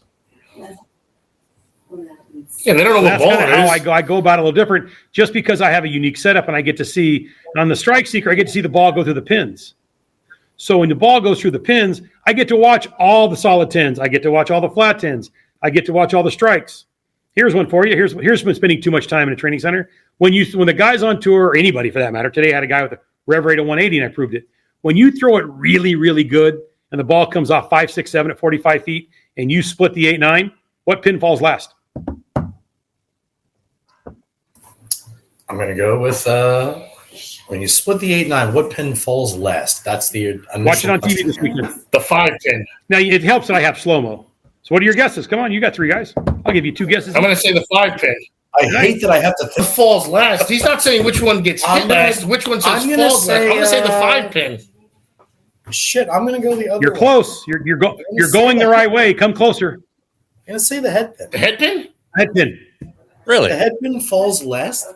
The head pin spins. The ball paralyzes it. The ball's going through the pins, and then all the 9 pins are gone. And then the ball goes off the deck, and the pin last. Watch Simo Bowl. Wow. All the time, his head pin falls last. I'm not saying it didn't move. It's moving back. It's going to fall. I've never had one spin and stop yet. Close. But I do it every day. People are like, which pin falls last? It's always the head. When you do it really, really well, because all it is 2 triangles.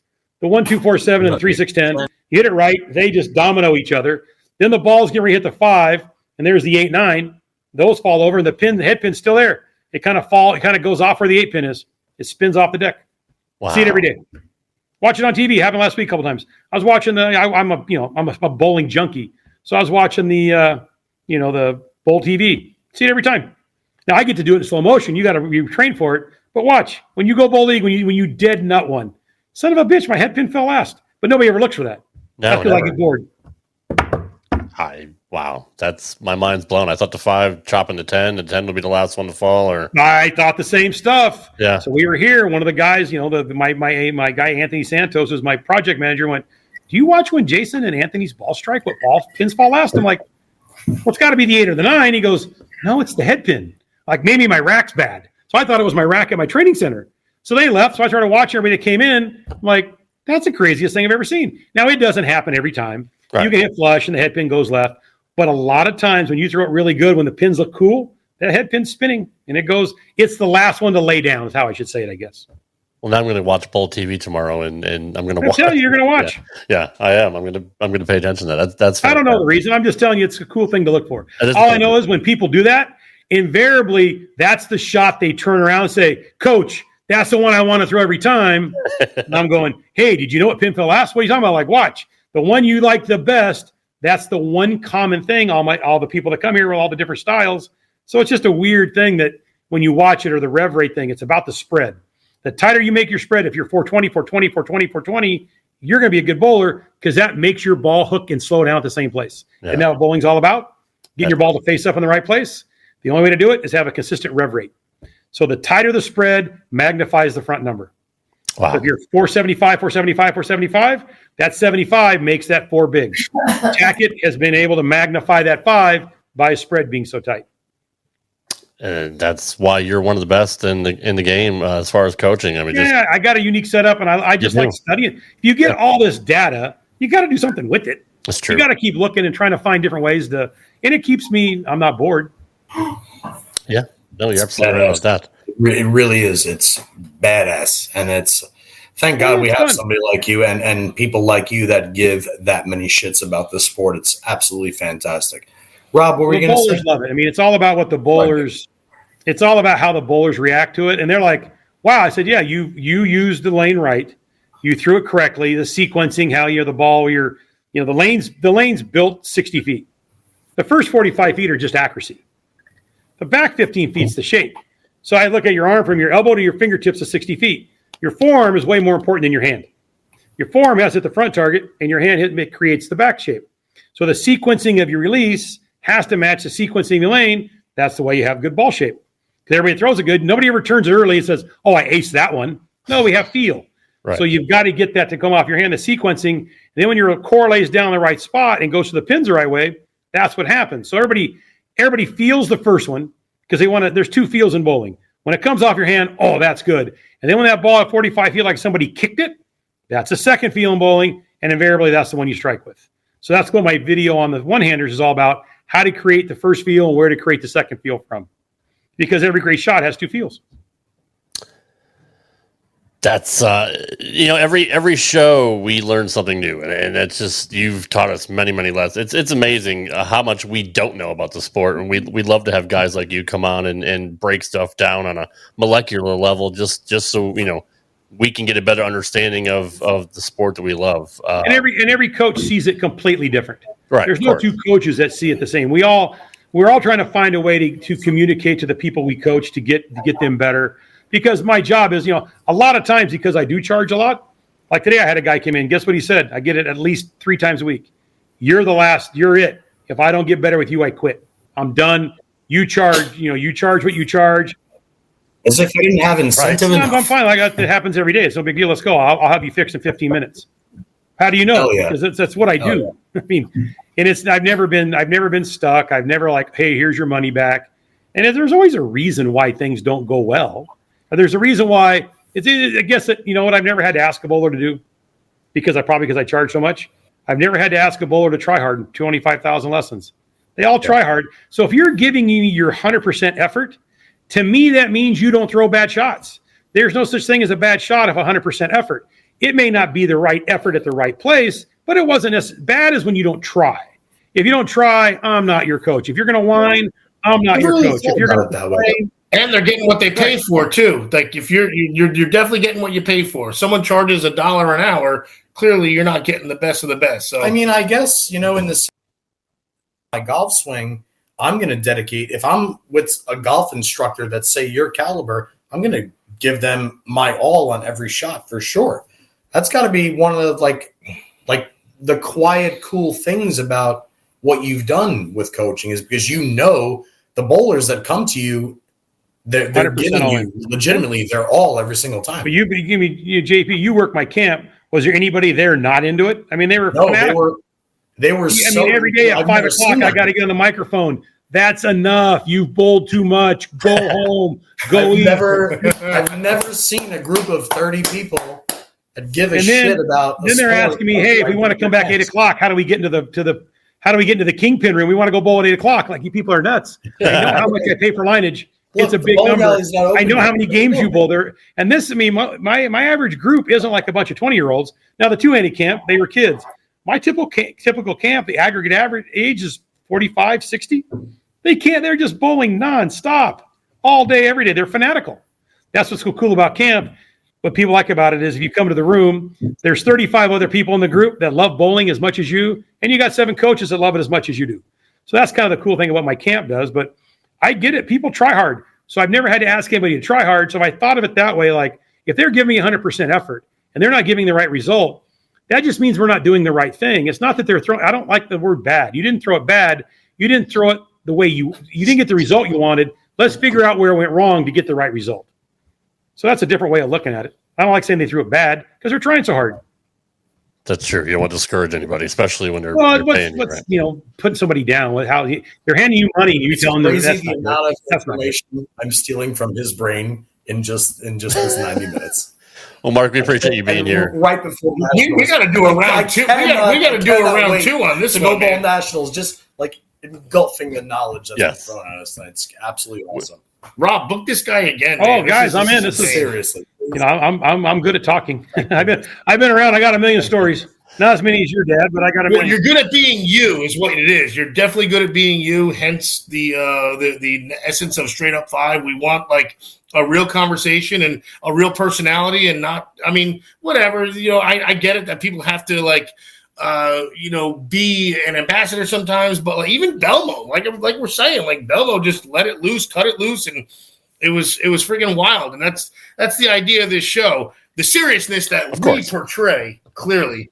But no, it was this is super fun, and Jesus, like I could even understand what he was saying, which makes it that much hour and better. 50 minutes just flew by, and there's so much more we can get into.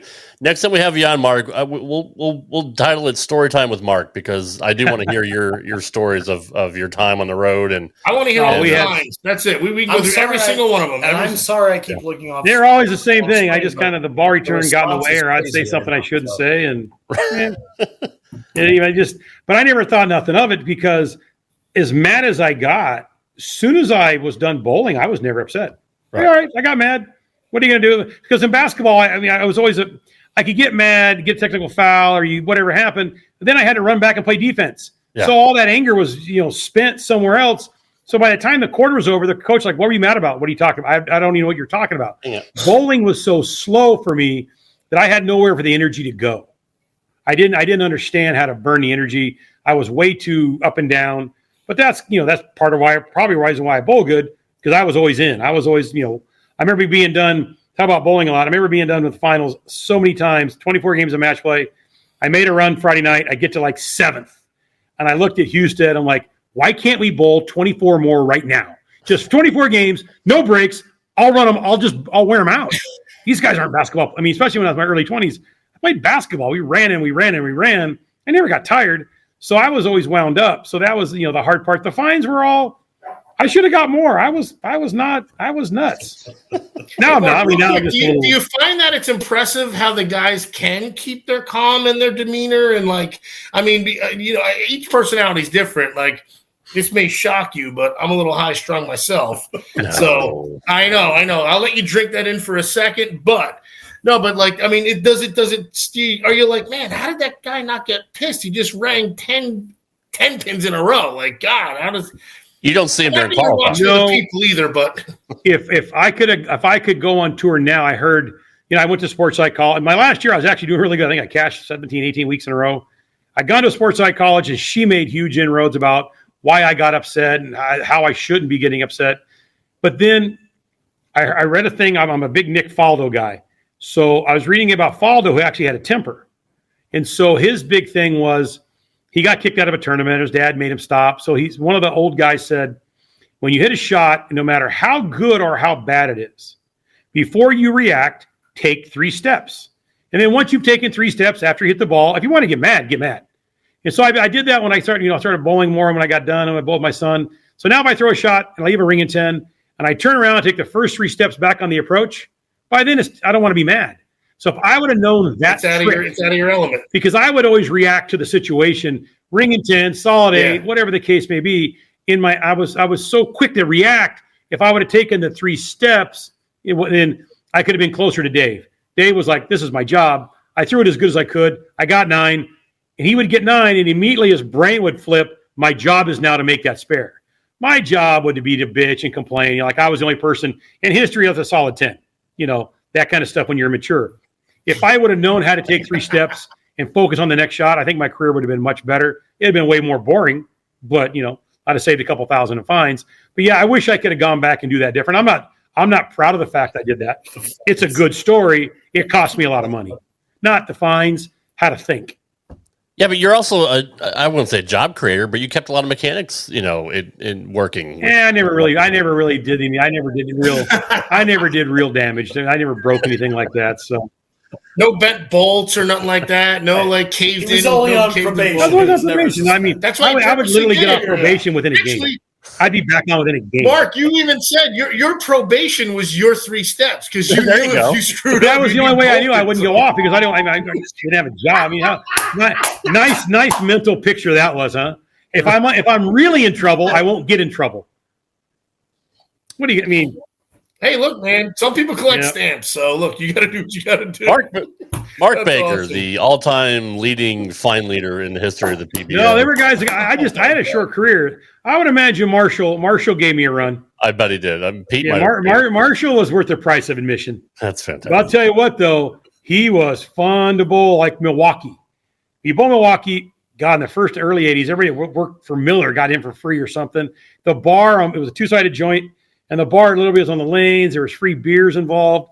And Marshall was such a polarizing figure that when he would bowl match play, when he would split, they would cheer. So most guys would get pretty down. Not Marshall. Then the next game, he'd go spare 6-bagger, and he would stand at the foul line and yell, "I don't hear you now." He would yell at the crowd. So then you had to make sure when you bowled Marshall, they had the little hangers where the coats go. You had to make sure you kind of sat in that little cubby hole, because sooner or later in every round, a beer come firing out of the stands at Marshall. You had to make sure you didn't get wet bowling Holman. Oh, Marshall was a word. Marshall, Pete, maybe Tackett, Belmont, Simo combined. Those are the guys, Roth in his prime. I would have paid money to come watch Marshall. Yeah. I paid money to watch Mark Roth win. I watched him win in Norwalk. The most cool thing I ever saw in my life was Mark Roth winning it in Norwalk for 3 titles in a row. That's what got me into being a pro bowler. Wow. I paid money to watch those guys bowl. The building with 2 bays? Norwalk has that funky. Yeah, it's got weird, lanes like, this way and lanes this way. And Mark bowled a legend from Southern California named Bobby Fleegman for the title. And Mark was up by 1 pin. There were no TV shows. Mark's on the left lane. They get their 4 warm-up balls in each lane, and he has to finish on the right lane. All 4 shots in warm-up miss the pocket. All 4 shots in the game miss the pocket. Strikes every shot on the left lane. Fleegman needs a double to shut him out, I think. I'm not quite hazy. Larry Gray would know. I think Bobby got the first one, left the 10 pin and made it, and he thought he won at 221, but he shot 220. So Mark hasn't struck on the right lane in warm-up or the game. Now he needs 3 in the 10th to shoot 220 to tie the game. He's ahead by a pin to win. He hasn't been close. He threw 3 of the fastest shots I've ever seen thrown, and they each kept going farther in the lane and going faster, and he just threw 3 shots in a row flush. And the whole crowd just stopped talking. Oh, my And then the roof came off, standing ovation. I came home, my mom like, forget basketball. I just saw the coolest thing in sports to this day I've ever seen. Was Mark Roth throwing 3 in the 10th in Norwalk to beat Bobby Fleegman. So that will always be mine. It's that moment, man. It's that moment. It's fun that you have that moment. So, Rob, take it away, buddy. Last question for me. Did you ever expect somebody to throw a gutter ball against you to lose? Never thought. I mean, Bob was hooking he was playing the gutter. He was hanging it on 1 too. He missed by 1. Yeah. I mean, he came out. I mean, I had that match 1, and he had 3 in the 10th to make me mark. But he was pretty much hanging it on 1 too. That one, I think he just, Bob didn't miss it at all. He pulled the holes out of that one, and he came up just a little early. Now that I watched the tape, right, and he just got right aboard.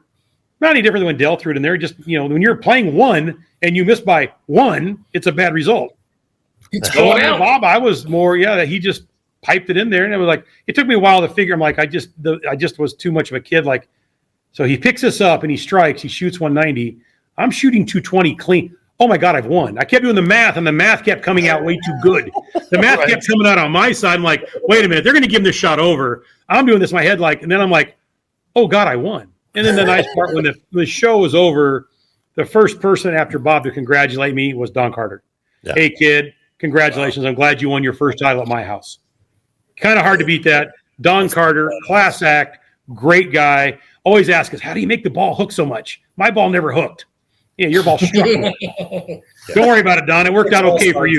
Don, it's okay that you're. It worked out okay, Don. I've seen your house. You're okay. Yeah, I think he was one of the older guys that really liked how the younger guys bowled. Yeah. Don couldn't have been a nicer man. I got lucky. I hang out with Dick Weber. I hung out with Earl. I hung out with Don Carter. These are the who's who of bowling, and they were all great guys. They really, really were. Now I think like Norm Duke has turned into the Dick Weber of this generation. Mm-hmm. Yeah, agreed. Yeah, and he's got that much game. He earns every accolade he's ever got. And Norm's just a good man. Right, absolutely.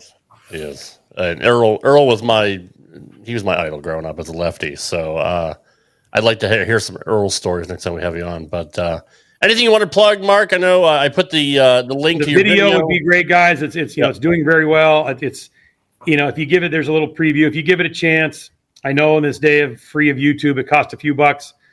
But a lot went into making this. This was a year of my life. The two-handed thing, especially for any two-handers out there where there's not a lot there. I mean, Jason Belmonte's the best two-hander ever lived. He started it all. His fundamentals are sound. If you start bowling like Jason Belmonte, you're going to be a really good bowler. Yeah, okay. And the one-handed one, I mean, I did it for the seniors. It's 6 minutes. It's free. You just can click on and watch the senior section with Dave Husted. That's gotten great results. And then Danielle and Chris and Dave together on the one-handed. Like I said, I tried to invent some new terms, try to explain how to create those two feels a little different. So I think both videos are unique in each other, and Curtis Von Kruger did the editing, and Anthony Santos helped me with it. We put a lot of effort into this. The pros couldn't have been better, from Jason and Anthony to Danielle. The pros were magnificent for 2 days. They were all on top of it, professional, beautifully done. So I'm very proud of the project. And if you want to take a look, I appreciate it. I put the link in the chat on YouTube and Facebook, and you could go to Vimeo and look up The Games Changed by Mark Baker. Also go to markbakerbowling.com to learn more about Camp Bakes. And yeah, we appreciate you having on here, Mark. Fantastic stories and some great lessons that you gave us. Just shows how good you are and how much you love the sport. Watch those strikes. That hit pin falls last. We're gonna watch. We're definitely gonna watch. You're gonna wait. You're gonna watch extra frame tomorrow. That's it, right there. He's right. Look at that. Mark was also great. Keep watching Belmo and Simon. You'll see it a lot. Mark was also gracious enough. He's going to give us a free code for his lesson on Vimeo for either a one-hander or a two-hander. Anybody that was here in the chat tonight on YouTube or Facebook are eligible. Johnny will pick the winner tomorrow. We'll send you a message with the code and let you know who you won. So we do appreciate you. Very, very kind of you to do that, Mark. Yes. All right, guys. All right. Have a great night, Mark. Thanks for coming on the show, and we'll talk to you soon. Thanks, guys. Dr. Ocho, very good. And the rest of the family. Thanks, Rad Rob. Dude. Thank you so much again, Mark. Anytime, guys. That was very fun. much. Thanks, Mark. Have a great night. Thanks, guys. Thanks, bro. Wow. Isn't it crazy to talk to that kind of a coach? And like everybody knows what to say, what not to say, but the fact that he goes out of his way to enter somebody else's world every single time he steps up there, 2,500, however many times a year he says he does it, or we need like at least 50 more people like 100%. That'll save the sport. That's all there is That'll save the skills. Just great. And even like the comments now after 2 solid hours, everybody wanting to that just. It's why Mark Baker is who he is. That's all there is to it. I never have any, hopes of how the show is going to go whenever we have somebody on and talk to somebody for the first time, but it's just another banger, dude. Every guest we have on this show, it just shows you the quality of people, not only that you're associated with, but are associated with the sport of bowling. And Mark is one of those. And every show just... And they're all just real people, dude, just like you, me, and everybody here watching. But the guy knows his shit, though. Like, he was so confident. Like, and when you know your shit, when it's you're confident, it's literally like talking to Tiger's caddy. You're talking to somebody who is literally the guy that the best in the world go to for help. I mean, think about that. I mean, just that in itself is crazy. Like, they go to this guy for help, and they pay a good amount of money. Which he said, he's like, I'm not gonna. Why am I going to charge a little bit? He wasn't saying he charges an exorbitant amount. Look, his fee is his fee, and that's because he's the best at it. He's like the real tomato ketchup, Eddie. He's the real nothing but the best. Nothing but the best. Rob, what's my Twitter? I doesn't. You want a good job? I do. No, I have so many things I got to plug. Peace. You could, great job. If you want to follow us on X or Twitter, whatever you want to call it now, you could follow me at Rad Rob Gaming. Dr. Ocho is the Dr. Ocho, and Johnny Jr. is at JPJR07. You can also thank you, Manscaped, because my arms look better. They do. They look fantastic. Johnny, have you had a chance to use the product yet? Yes, I did. He's not at liberty to show. All I did was I used the crop preserver just to see if my balls reacted the wrong way. And they didn't, and I think they smell nice. It's a step in the right direction. Okay, smell ball. I mean, he hasn't done yoga. He hasn't done yoga enough to get that kind of flexibility. So once DDP yoga kicks in, he'll big fan of the crop preserver. And remember, the week of March 3rd, we'll be announcing the winner of the free bowling ball, courtesy of your purchases at Manscaped using the code for Straight Up 5, which is Straight Up. There it is. Below your screen, 20% off. Your balls. Ocho, take one for the team and let us know what his balls smell like. Oh, Baxter.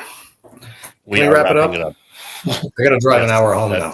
Christ. Man, that sucks. All right, guys, thanks for joining us tonight. Thanks again to Mark Baker for having him on. We're going to have him on in the future. Scratch and sniff. I love Mike McGlynn. He always lights up the room. Ken Schneider, thank you very much. Thank you. No, Chuck, no imbecile of the week this week. Our show went a little bit too long, and we'll have plenty to do next week. I think we're going to have 3 candidates for the Imbecile of the Week next week. Thank you as well, Troy. One Troy is Rob. Our resident U.S. champion. Thanks, Troy, for being here. Thanks, Troy. Thanks, Troy. As Fuck always. Doc Sullivan. Yeah, we got to get a shirt. Just fuck Doc Sullivan. We'll be back next week, guys, for episode 106. And we still have a lot to talk about in the world of the PBA right now. There's actually something I want to get into. A report by Wriggles today of how horrible Bolero is at promoting anything. And hold on, wait. Before we go, hold on. Where's my picture? I want to show you something. I want to show Mark this, but I completely forgot. Hang on. Is it you eating Popeyes with like Louisiana cat fire chicken like sausage? Asshole. You're such an asshole, Ocho.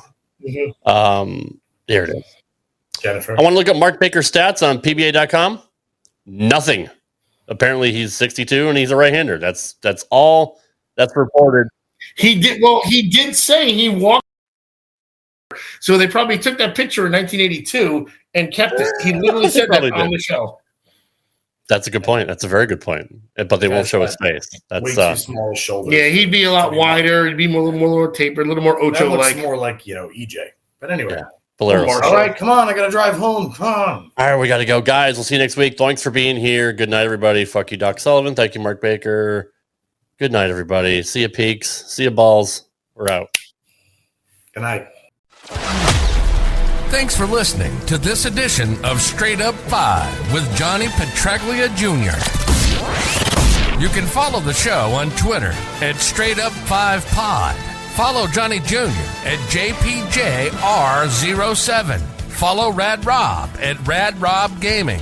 And follow Dr. Ocho at the Dr. Ocho. Got a question for Johnny? Send your questions to straightup5podcast@gmail.com. We'll see you next time for another edition of Straight Up 5 with Johnny Petraglia Jr. Right here on the Rad Rob Radio Network.